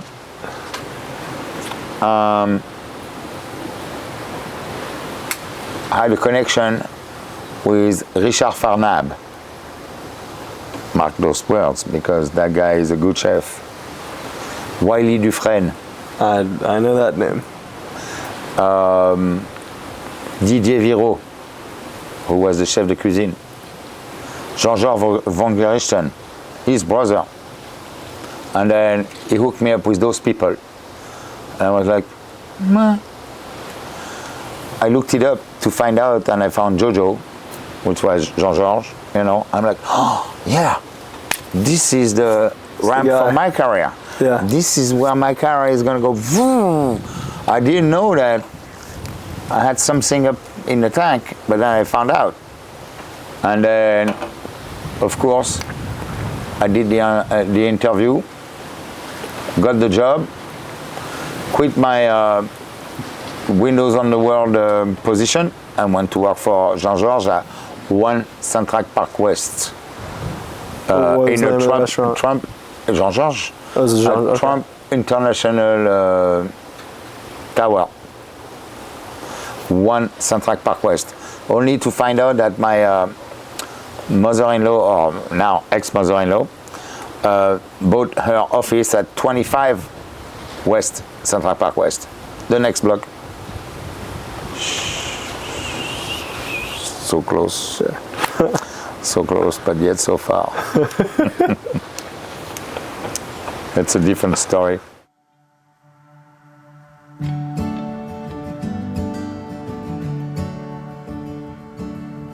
We're doing Froggies, which needs to have. I had one, you know, I'm not sure. I haven't either. I'm gonna try it tonight. Have you had chicken wings? Of course I had. This is chicken wings I know. on steroids. Jody, And then I promise The you, first time I had them was at Lagaloo the other day. same. And they're good. Really good. when I told the chef, give me the 14-inch, and he went like, I'm like, no, not that 14-inch. Thanks to you, we're here. Cheers.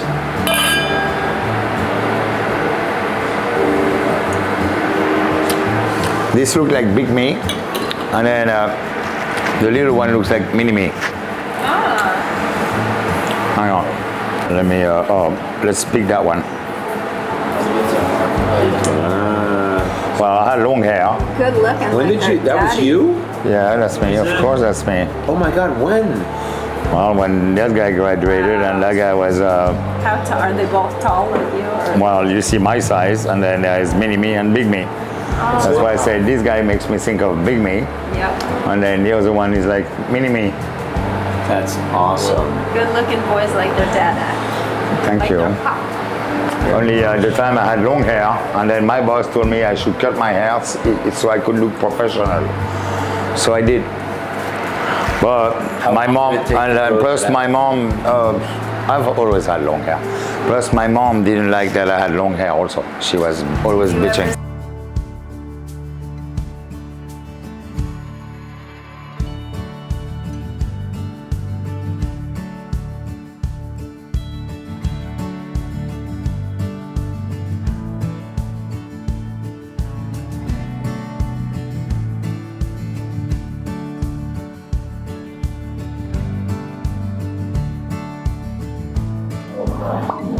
Can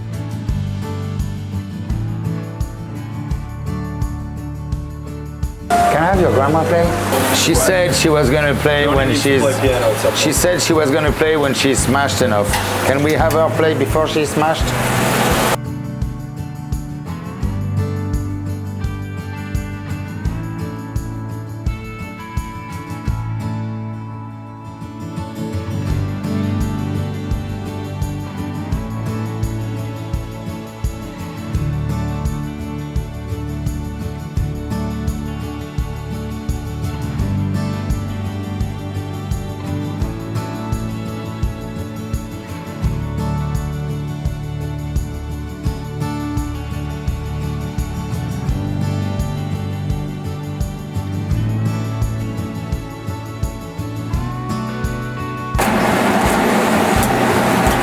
You see, not a single spill. Did you notice? Never a single spill. Everywhere. No. Yo, you're dealing with this guy. Not a single spill. I'm just bragging.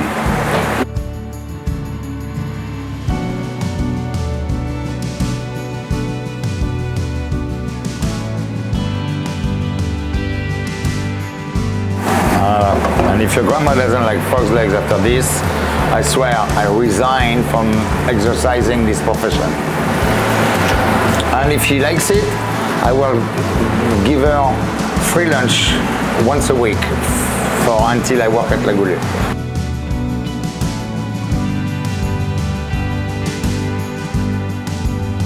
Oh, flavor. Yeah, baby.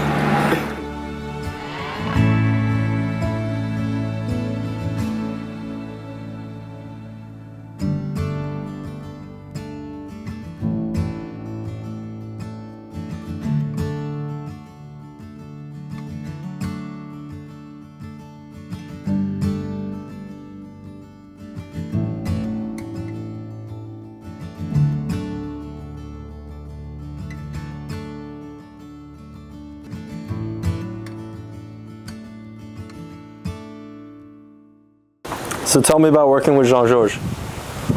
Oh, so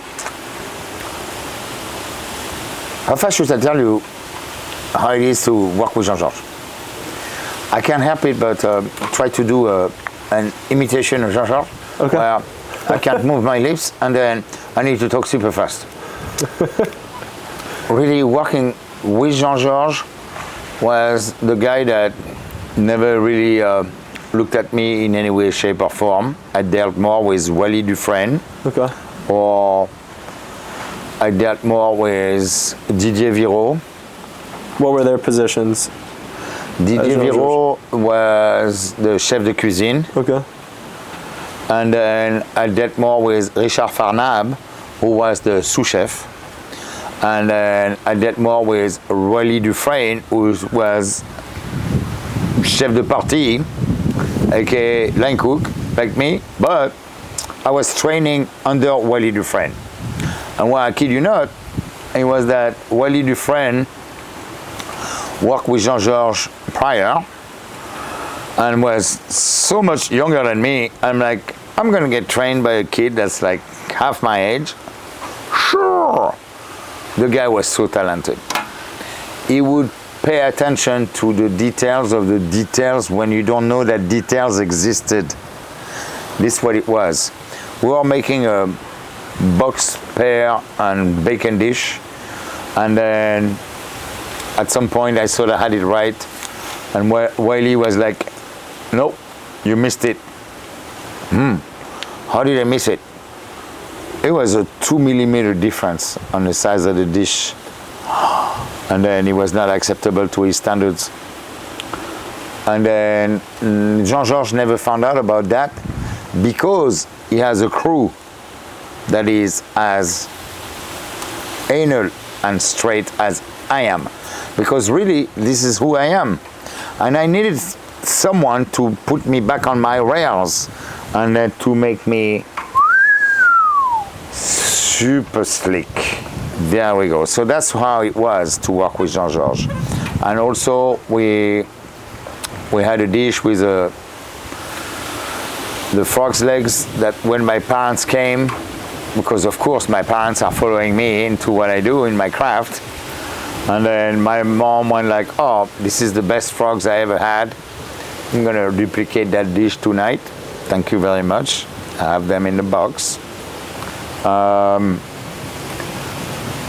Because she's the one, my mom threw me in the frog's legs business by getting frog's legs in a bag of 500 live, where when I was young, I had to kill the frogs, skin the frogs, clean the frogs.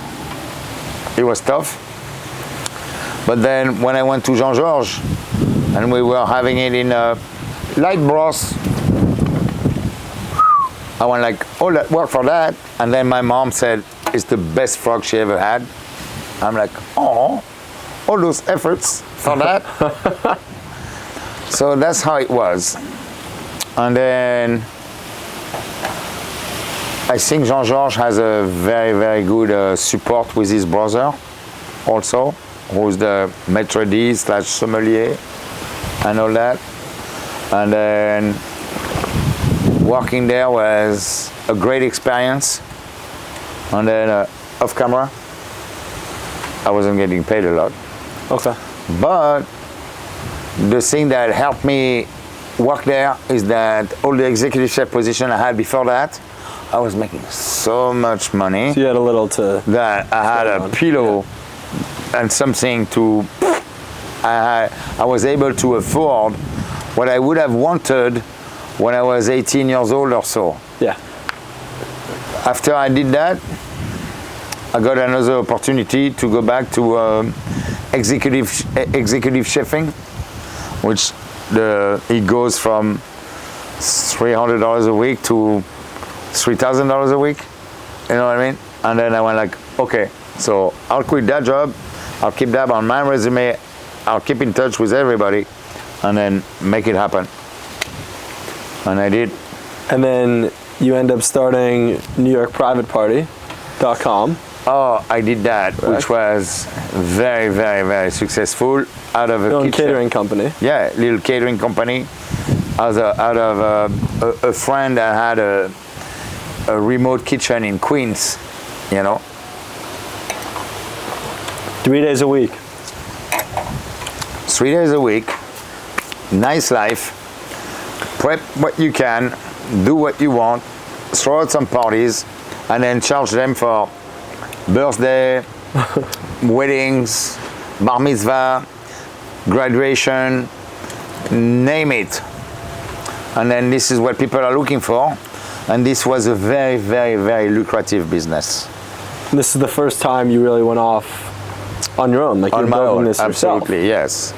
And I was pushed by my wife at the time, my ex-wife. Okay. You know, like Was we she were your married. girlfriend there, or you guys No, already married? I was married then. We didn't have children. Or now we were married, and then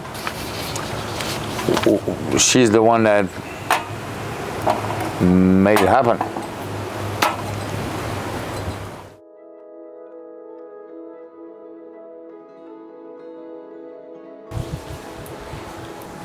This is very simple. This is 2012 Cristal Roderer, which is the cream of the crop. And then you cannot get any better than that. And then we're gonna drink it and celebrate because we can. This is what's going on right now. I need to remove the cage. We could have savored it, but then we waste too much, and then we don't want to do that. There we go. And then remember last night? That's it. That's all you get. We don't want the pop, because if you do, you lose the bubbles. And then we go easy.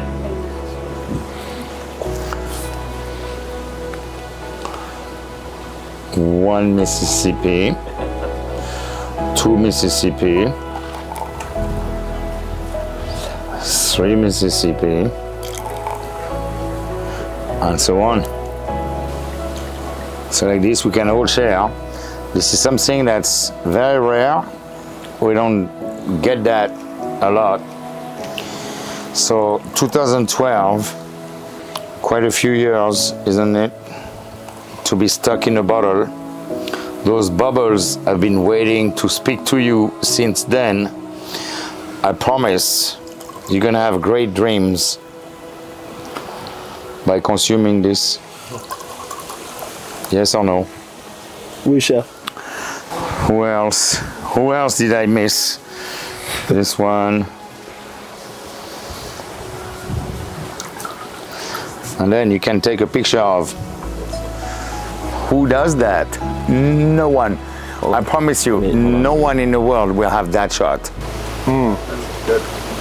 All right. Cheers. On that for 2012. Chef, it doesn't get any better than this. Thank you.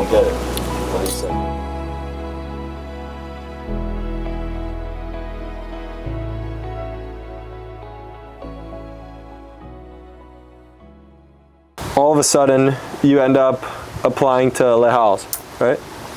So, yes. Tell me about that experience in working with Anthony Bourdain. Well, before I tell you about the experience about Anthony Bourdain, I'm not going to tell you the way you want to hear it. I'm going to tell you the way I want to say it. Okay. Which is, we didn't have Indeed. Indeed is the platform to find employees these days. Back in the day, it was New York Times. And then when my ex-wife at the time saw that my job was not good enough for my level, she saw that I should apply. I should look in the paper and then find a job that's better for me. Okay. So I did, and I looked in the New York Times where they had a position for, it just said chef. It didn't say executive chef, chef de cuisine, chef, or any of that. It just said chef. And then it didn't say Le Halles, or it didn't say anything about who I was gonna work for. It just said French brasserie.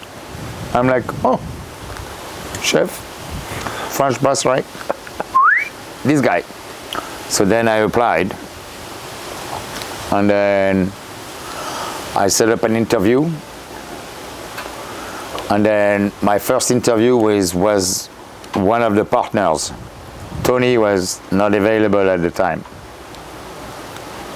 And then they quizzed me on my French skills. How dare you? I'm confident, borderline cocky, and then I passed with flying colors. I found out later that there were 12 candidates. That narrowed it down to 3 candidates. That narrowed it down to 3 candidates that did the tasting. 3 guys did the tasting. 2 other guys were eligible for the position. And it was at the time that I was not in very, very good terms with my mom, and I didn't tell her anything about that. And then I was like, I want to do it. And then to prove that she was right, I wanted to nail it. And then on that tasting, I had to make a béarnaise sauce, I had to make a bordelais sauce, I had to make a steak au poivre sauce, I had to make French fries, and I had to make stuff that is a couple of dishes of my own, just to show that I can hold my own, which is not something that I carbon copied from nobody else. But then all those dishes I made had to be made on set, right there, with their ingredients. Like, I was not allowed to bring my own ingredients. It was stuff that I ordered. And I didn't even understand or know or had a clue that it was to replace Anthony Bourdain at Le Halles. It was just that place. And then, yes, Bourdain became famous already, but me, I was already my head deep into my work, and then I had no clue what that guy had done with the media. and that he wrote a book that was a #1 bestseller, and that I was gonna take over after him. I had zero clue, zero whatsoever. And then I found out who I was gonna work with or for, and I thought he was the boss. I'm like, oh, that guy that's saying that we're removing the bread from table 14 to put to table 25, that is telling the world about it. I'm not so sure I want to work for that place because that didn't feel so good. Never mind, I need the job. And then I worked with Tony, and then he was like, oh, wow, super cool.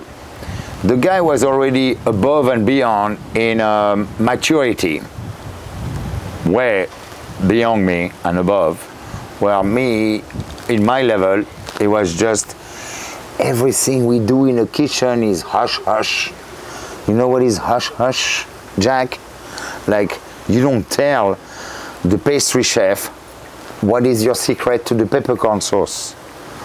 You don't tell the garde-manger how you're gonna make your hollandaise. You make a great product and don't tell anyone. But then Tony was saying that things were happening and saying that he wrote in his book, and I was like, oh no, okay, let's find out. And when I met him, the connection was instant. But I remember you telling me you were like, you felt like betrayed almost, right? You were like, Totally how is this guy? This guy's yes. giving away our, like, our secret Yeah, sauce. I was Like, like, no, what we do? No, don't say that. Like, Yeah. don't. I was betrayed totally, and this is why I had a knot in my stomach because of what happened. But then once I met him, because he was already so famous that Carlos was running the show and then handling the situation. And Tony was already chef at large. And then from that point on, the owners of Léal separated. One went from Le Marais, which is still in Paris, right? greatest, but it's also the greatest kosher steakhouse in New York City on 46th Street. There's another La Marais in Paris, right? No, Le Marais is a area, is the marketplace in Paris. Oh, okay. And then Le Marais in New York is the name stolen from it when they opened, and then that guy is still the boss of that to this day. Where Léal by now is closed. You know what I mean? Yeah. And then when I worked with Tony and we were doing every fancy food show or anything, or what do you call the Miami Food and Wine Festival? Remember you telling me who it's you, Tony, Beth, the grill bitch. The grill bitch was there, and then Michael McCann and myself, and then Tony had the connection for the Lowe's Hotel, which has a kitchen larger than your grandma's house, where we have to make beef bourguignon for 10,000 people. Oh my God. You understand? This is solid. Yes. And then when we have the thing, it's like, okay. And then I go like, okay, no problem, I'll do it. But then you know what? There was no one else to do it except this guy. So how many nights do I sleep? 0. So how do you go and keep working for 72 hours and then you huff and you puff and you do it? and you blow the house down. Fucking A. Yeah. I sure did. And then at the day of the event, Tony shows up like a daisy as he did all the work with us. And then this is the picture that you saw where at the time I was really putting my might into it. But on that shot, I'm non-sleep 72 hours. Oh my God. And then how long can you last without eating? How long can you last without sleeping or doing anything or without drinking? Well, when you hang out with those dogs, you can last hours, and he doesn't show. Yeah. And on that picture, he doesn't show. And like I said, we didn't exactly shoot for a picture with a cell phone at the time. Yeah. And then it was a lucky shot that I got with him and Bess and Michael that one, McCann. yeah. Up in the But middle finger, yes, right? Yeah. because that was his signature thing, like flicking the bird. I don't do that. I never enjoyed that. I don't like doing that. This is not my craft. I don't want to do that. This is what I was told not to do. But Tony every time was like, yeah, fuck you all. Another thing I didn't really like, but whatever. I roll with the punches. I went with it. Yeah. But then, if you ask me today if I would do it again, absolutely. I will do it 2 times. You know what I mean? But I would ask for help. Well, at the time, I didn't know what was coming to me, and then I forgot to ask for help. Yeah. And then I was the only one. In a Lowe's hotel, you can enter inside the oven. You know, like the oven is the size of that room. You can put 20 speed racks in it. Now, I don't even have. So there's a walk-in oven, right? It's a walk-in oven. Yes, Crazy. it's a walk-in oven to make. And then imagine how much we had to order. How many cases of red wine to make bourguignon? How many cases of I beef? can't imagine, yeah. So that was that. And he passed away in, I think, in 2018, I believe. Did that come as like a huge shock to you? When did you stop work? When did you leave Le Hal? I left Leal in 2006 and then went to do some consulting in 2008 and 2010 and 2012 and 2015. I was a consultant. Okay. As I left, Carlos Laguna, rest his soul, died of colon cancer. But then before Carlos passed, Philippe Lajonie, who was the owner at the time, contacted me to level things up, to put things back in order, not level things up. You know, like, chef, the goose is loose. You need to come back. I'm like, I will if you pay me. And then he paid me my consulting fee. As a sailor, I tell you, you need to abort mission. And then I did that. And then when I found out that Tony committed suicide, I had my own opinion on the matter and I differ from it. That's why I'm going to leave it. What made you think like there's just no way? He was working on something that is not anything that I can verify. Yeah. But there can be things that can be. Well, he shot it straight. He was a whistleblower. He didn't give a shit what anyone Not else. anything that I could verify. Yeah. But there can be things that would not be verified by anyone else either. Yeah. Like. And then in that case, it's better to leave it alone in order to survive rather than expose it. Yeah. And he was about to expose it. Okay. And then I'm not as eloquent as Tony. I'm not as famous as Tony. And I'm not the one that's going to be the one putting my words into it because it's not going to be worse for me. Fasting forward after that experience, you won Chopped. Oh, yeah. Oh, that was after. But after you lost on Chopped, like First I lost because I wasn't prepared. But then I won once I knew what the deal was about. Yeah. How was that? How was that experience? The first time, number one, I don't know if you know about Chop, but my cousin was on Chop Junior, but he wasn't the best chef. This is a competition where you have a certain amount of time to make a dish. Yeah. And then I didn't realize it was a competition. And then when I did, and then Ted Allen goes, there is 5 minutes left, and then Chef Gwen still didn't cook his fish. I'm like, huh? What? Where do I do that? And then I lost, and then I chose to serve 4 empty plates. Complete nothing on it. Nothing on the plate. I will not. And then he goes, Chef, and they're all like pushing you. You know the judges, they're trying to push you. You don't fucking push me. I know my fucking craft. Don't do that. And then I'm like, you know what, bitches? Here are 4 empty plates.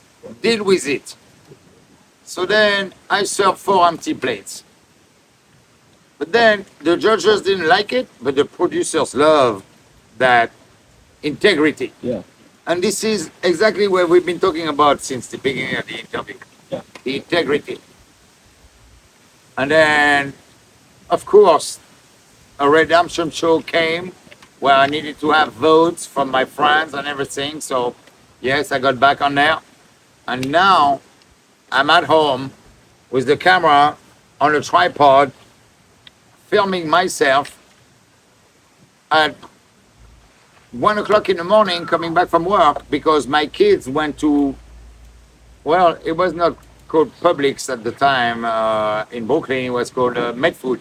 Okay. They would go to Medfood, my wife and kids would go to Medfood and then shop for 4 mystery ingredients. And of course, as a chef, I have the entire pantry that's available. And then with their 4 mystery ingredients that I find at 1 o'clock in the morning when I come home from work, I would Whip something up and whip record it, something yeah. up and then put it on camera and then leave the dish with the saran wrap in the fridge and then play the tape at 6:30 a.m. before they go to school. And then they would be the judges. And then they would like, Pops, this sucks, or Pops, this is great. And then I kept going when they didn't like it. And Emile has a very fine palate. And when he would say that something was good, then I would go in that direction. And if he would say that something was not the greatest, then I would just drop it and try again on a different course. This is not looking good. Considering the weather, let's Yeah. you want to take this inside? Absolutely. I think we need to read the situation, and then when the storm is coming, either you get in the storm and you get fucked, or you dodge it by getting shelter. And at this point, it's time to.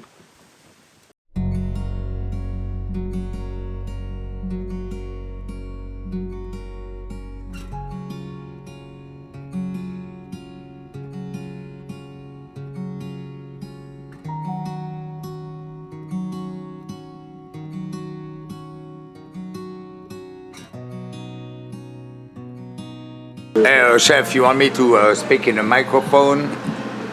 All right. So, did you catch the mushroom and the ratatouille?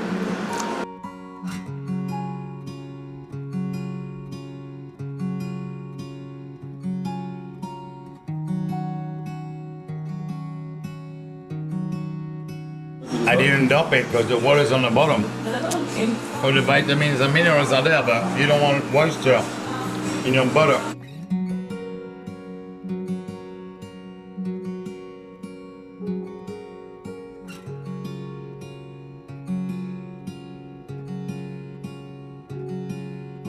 That is money.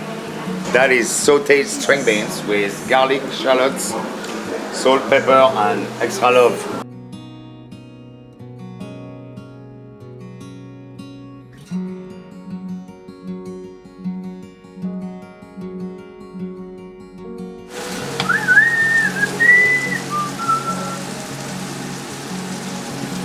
You see, some steaks are like super thin.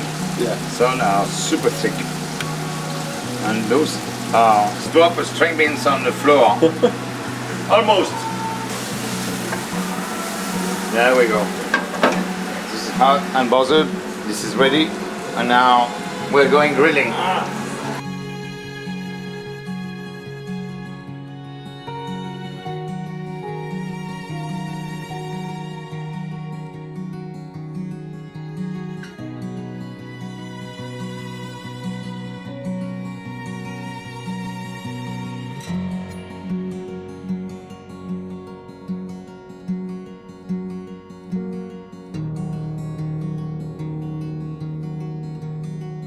Thank you, Daddy.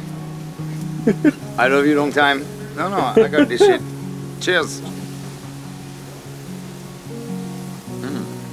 Cheers. Salud. Thank you. Cheers, Jack.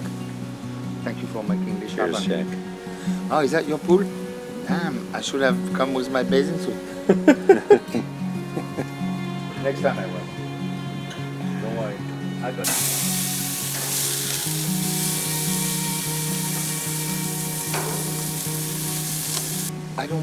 I want to sear it, I want to cook it, I don't want to burn it. Yeah.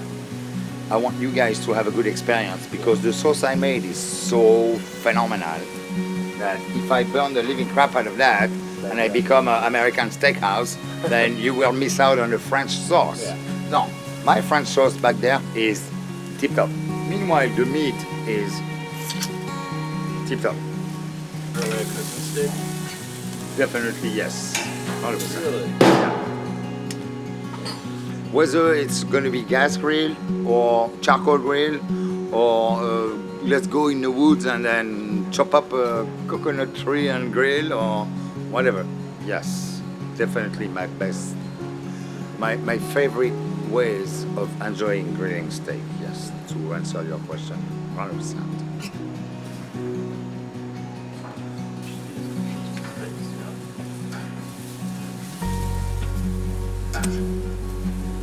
How do you warm up wood? With heat, Warms up. yeah, heat. Wood's not a good conductor. How do I warm up your heart, honey? Oh, with the steak. Oh, all right. I hope it's not going to be a tube steak like your son. It won't be a tube steak. Kidding me? Oh! Shots fired.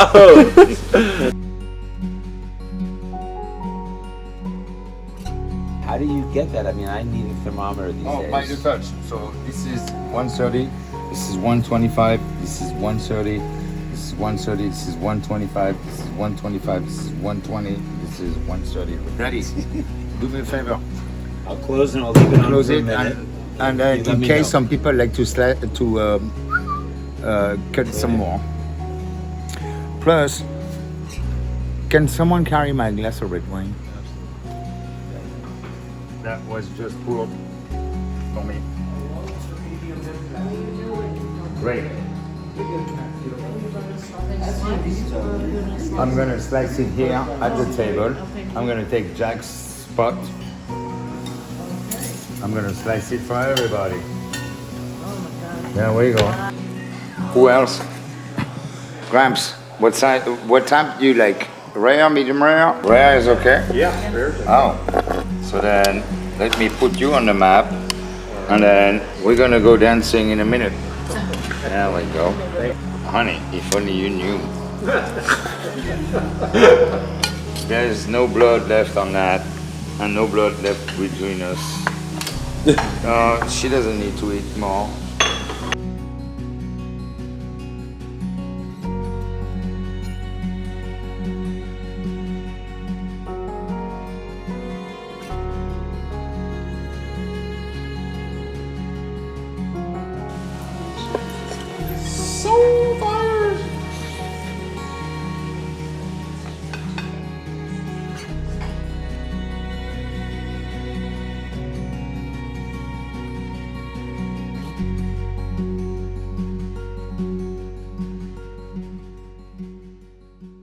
All right.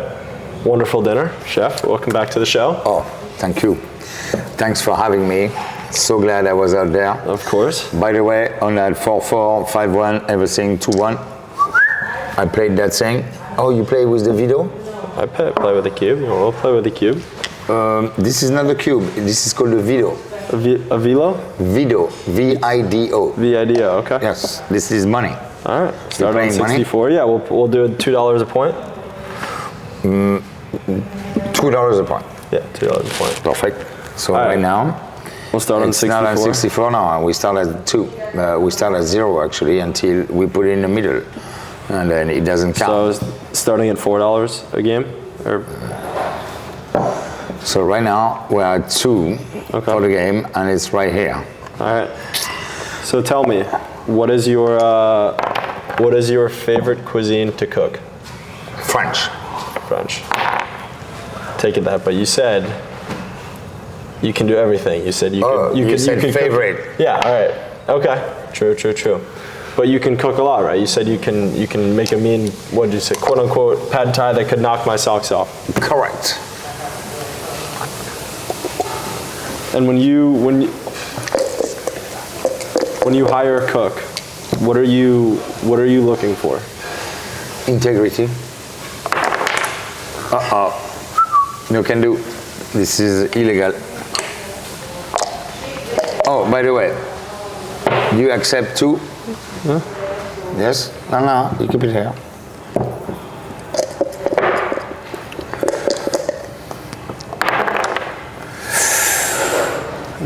It's a good role. Additionally, outside of integrity, what are you looking for in an interview? Or starting in an interview, but someone that kind of wants to make it in industry. You know what I mean? what's the one quality that separates a good cook from a great one? The one quality, intention. Intention. You can have a cook that has great skills but no intention. You know what I mean? Intention. Intention for their next move.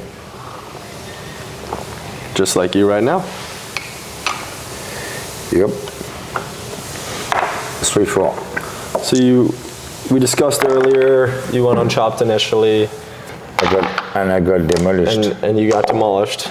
But they liked you. They liked your personality. They like my intention. Intention, there you go. Tying it all back, See? okay. They And like that. so you get invited back, and this time, what is different? This time I was prepared. 3 is over here. And then I came ready to crank. And how many people does it start out with on that show? 4 contestants. Okay. And then it's a show where you have 4 guys and then 1 gets eliminated. So you have 3 guys and then 1 gets eliminated and then you have 2 people at the end. And then I got eliminated at the first round. The first time? The first time. Okay. And I served 4 empty plates. How old were you at this point? Already way too old. And then I didn't understand the concept of what the show was because I was too busy in my life. And then my integrity would not allow me to serve a dish that was not satisfactory, especially when Ted Allen was like, oh well, there are 4 minutes left, and then Chef Gwen still didn't start to cook his fish. I'm like, 4 or 5, whatever. And I'm looking around, how do you know? Where's the counter clock? And then the counter clock was like right above me. I'm like, whatever. And also, at the time, the show was in Brooklyn, in Williamsburg, in the middle of the winter where it was 20 degrees Fahrenheit outside, and then the entire warehouse was frozen. And I came in there at 6 o'clock in the morning on my motorcycle with my toolkit, and they said, you're not allowed to use your tools because we are sponsored by Bloomingdale's. And then you're allowed to use just your 4 knives and then nothing else. And I thought it was gonna be another cooking demonstration for a show. And I came with my pastry box and my chef knife kit and my backpack with all my tools and everything. And then clearly the PR in the firm I was working for at the time did not give me the right information. Yeah. And I thought it was just going to be another cooking demonstration, which I did for all the sponsors that we had all the time. But this time it was $10,000 for grab. And then I had no clue. I found out when they gave us the clue, when they told everyone, I'm like, oh, okay. Wow. Yeah. If that was the case, maybe I wouldn't have gone out last night and maybe I wouldn't come here with my head on my ass and then I would try something. But anyway, I like a good challenge and I'm going to go for it. And then I wasn't prepared for the show at all. It was on season 1, all right, so already we know season 1 is the very beginning. So you went on for the first season? Correct. Is when you lost? Yeah, absolutely. And then you absolutely. won season 14, right? 14. Okay. And then... Did they do it once a year or did they do a few a year? No. Season means like a season. Spring. Okay. So you went on like 3 years later. Like winter, spring, summer, fall, whatever. No. They have multiple per year. But that was season 1, episode 4 or 5, something like that.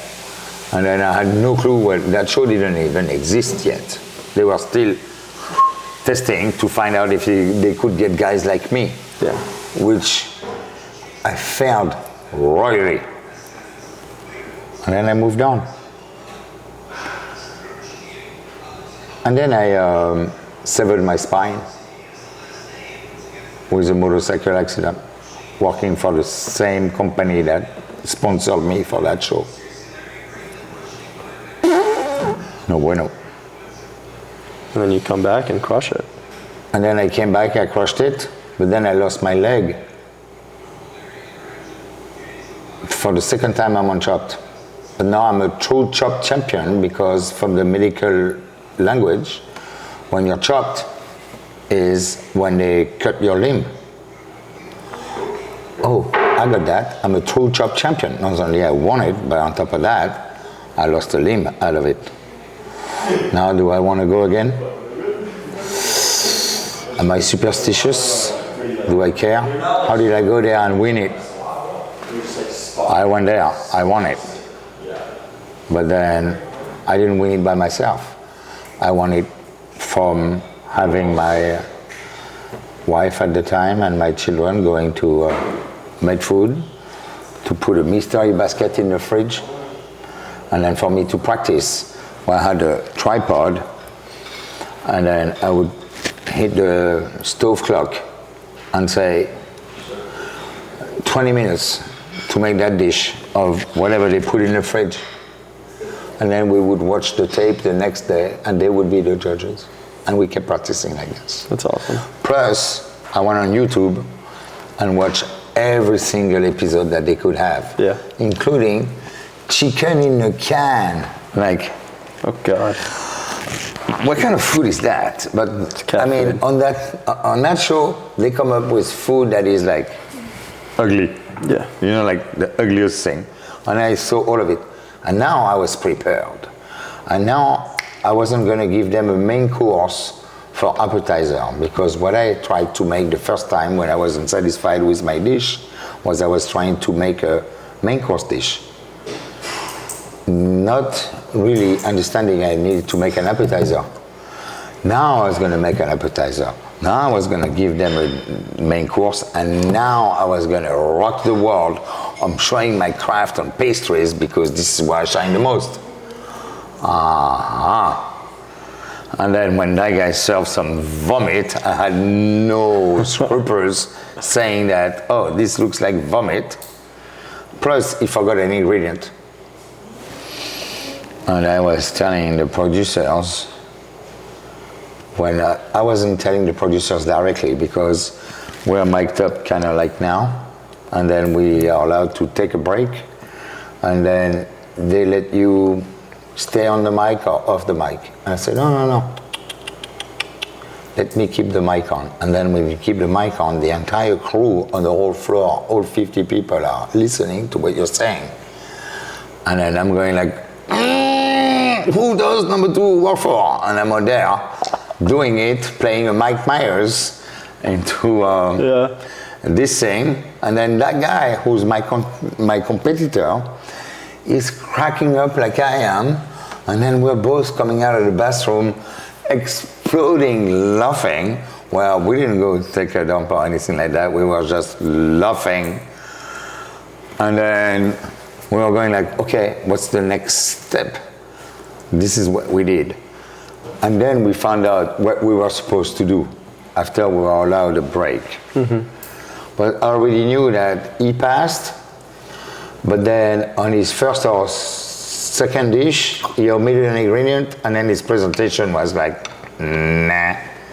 And then now we're entering my comfort zone, where I was very, very iffy, sketchy on the first. We did a wild boar on the second, which was all I did when I was at Leal, this kind of food. And then Tony was looking up to me and telling me, chef, you got this? And then what do we do next? Parfait.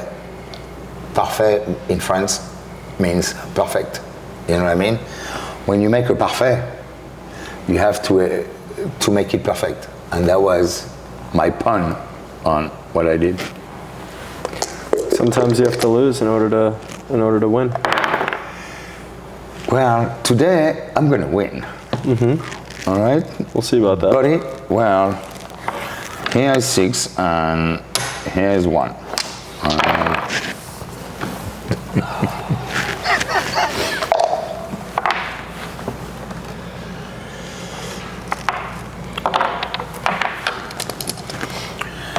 Dun, dun, dun, dun, dun, dun, dun, dun, dun, dun.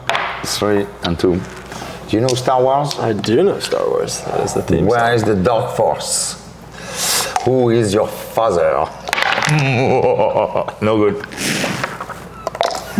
So tell me about Pressure. becoming a master chef of France. Oh, that is something that was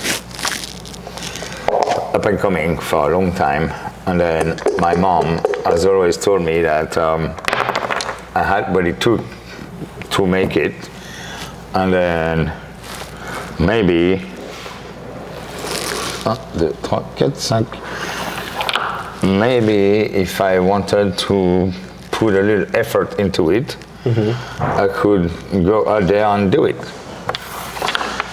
And then I finally registered,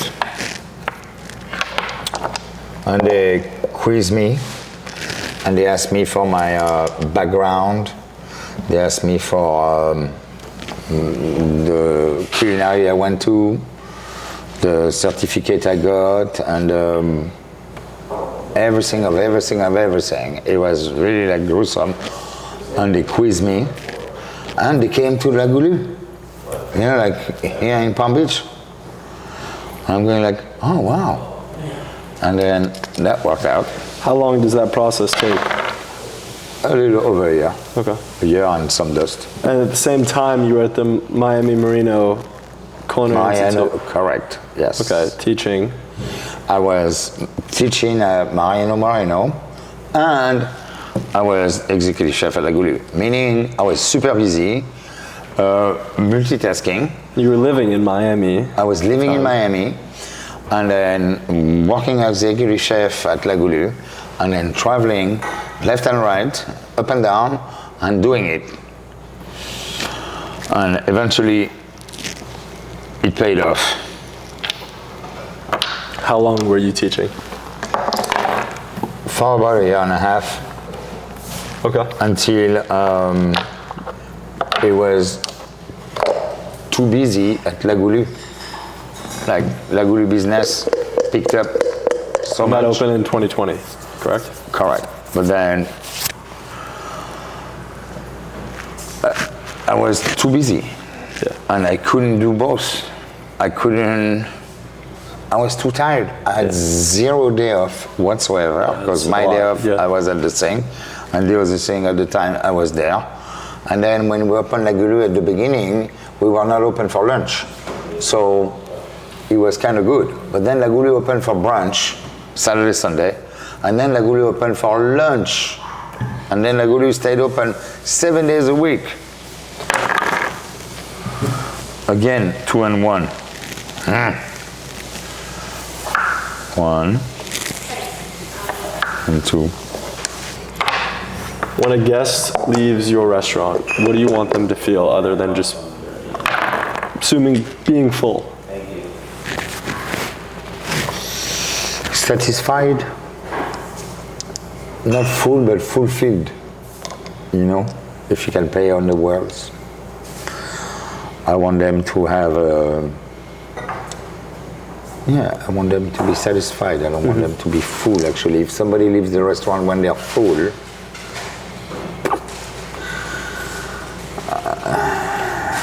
I didn't do such a great job. Yeah. I want them to blossom. That's what I want. I like it. You know what I mean? Yeah. I want them to blossom, not because they're stuffed with food, but going to the restaurant is not just about eating. It's about having a good time. It's about a good experience that you have. To me, it goes 50-50, neck and neck. If the front of the house is doing their job, then all I need to do is satisfy them with the flavor and the timing, which is very important. Timing. Don't serve it too soon, don't serve it too late. But flavor needs to be there, and then it needs to be satisfying. But if you have a server that is on point and will roll you through this, you will have your guests wanting to come back as soon as possible and tell everybody else about it. This is to me a good restaurant experience. Oui, chef. By myself, I'm nobody. With my team, we go a long way. And we have a real good team at La Goulue. Yes, starting with the owner. The owner is quite funny sometimes, but also he pushes us to our best, you know? Yes, chef. Thank you, Mom. Thank you, Mom. Thank you. This interview is going to last until 4 a.m. Once again, Cheers. Thank you, Fiji. Thank you, Fiji. For sponsoring the episode.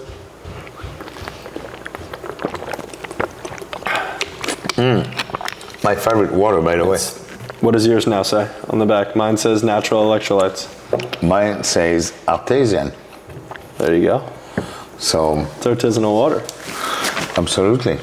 So if you could go back to your 18-year-old self where you got really going in London, what would you tell him My 18-year-old self? in London? Yeah.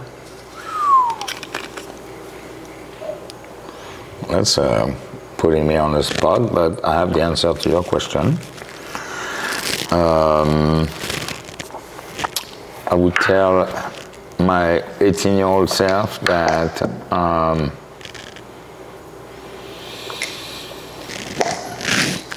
keep your head down. Don't trust.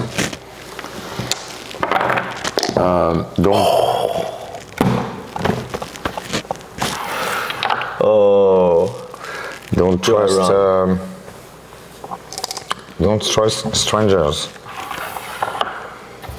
That's what I would tell my 18-year-old self. Oh, I'm running. And if you were to cook one last meal and you can have anyone you want there, who's there and what are you making? quiche, of course. What kind of quiche? Quiche Lorraine. Quiche Lorraine. Yeah. This is 1, 2, 3, 4. And who's there? My mom, of course. She's the one that pushed me into the quiche. Oh yeah? Is that how you do it? Yeah, that's how I do it. Is it like 5, 5, 4? Yep. What else do you want to double on me?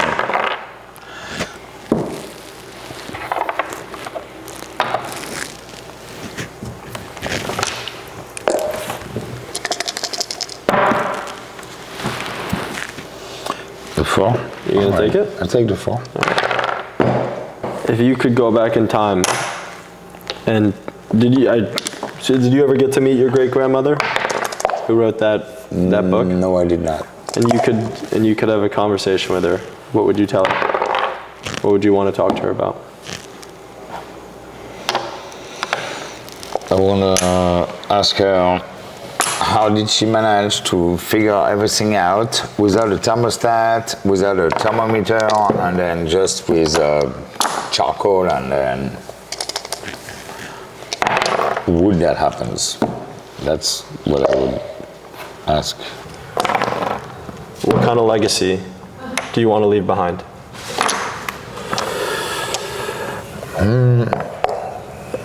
Cool, calm, collected greatness, like things that I didn't find in my life prior to the moment that I realized that is very important. So, breathe deep, take a step back, and then move forward. Mm-hmm. That's definitely on my agenda. Oui, chef. Double five. Oh, Doesn't count.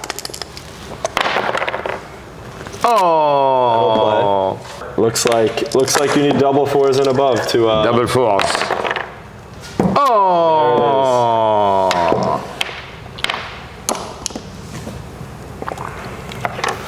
Sorry.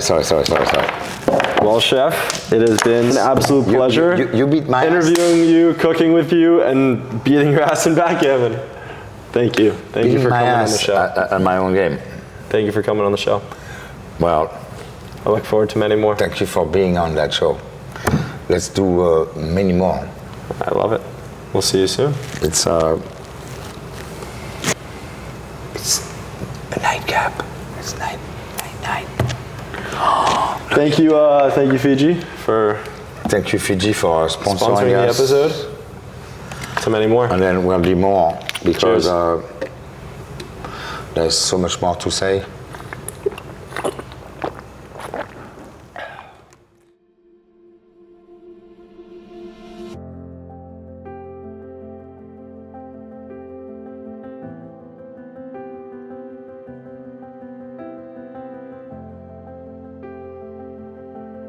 Those are from La Durée. No.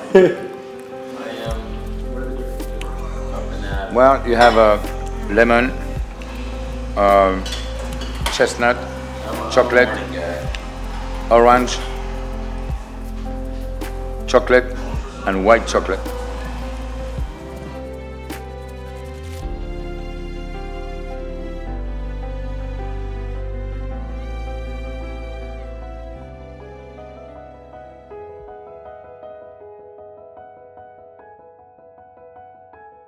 The favorite item to eat, you mean?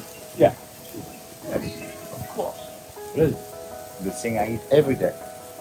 Steak tartare. I eat that Every day? Every single day? every single day without a question. Either I eat it when I first come in, or I eat it when I have a moment, or I eat it for my dinner. So my follow-up question is, what's your favorite entree? I think mine. Or people neck and neck. And they sold more. 135 now on the Dover. So They sold more? yeah, the more I charge, the more they purchase. So is it the same every It was day? 95, and then 110, and then Yeah. 115, and And then it's 125, more, and yeah. then 1. No, it's the same product. Only they charge me more. My vendor charged me more, Yeah. and then But so do you charge the same every day? yes, So is there a reason that you have like market price on the menu rather because than set menu? market price could fluctuate, Okay. So and we don't know, and then that's why we put market price. Yeah. And also, it scares people when you say 135. Yeah. The cheapest So the check, item right? is a trout, right? In the fish. Yeah. It's 42 bucks. Yeah. We sell 9 trout, 18 Dover salt. It's The Dover is 135, and then when you split it, is plus $10 charge. Yeah. So it's 145, Yeah. and then the trout is 42 bucks, What about the Bronzino? How many do you use? 65 bucks. This is solid 20 per day. That is This is Really this good. is consistent. We have not changed the price of that because my vendor tried to jack up the price, and I went like, go fuck yourself. I didn't take it. So when you do specials, is it just like your vendor will tell you that he has something? Yes, and that's you- the special. And then that's what you do. Those are the special. My vendor is calling me either the week prior or the same week or whatever, and they say, "Hey, chef, I have cucumber squash." Even my mom, who forgot the industry, is asking me those questions like you are, and she's like, "Oh, how do you manage 550 guests a day?" And I'm like, I just go to work. You know what I mean? Yeah. And this is what it is. Yeah.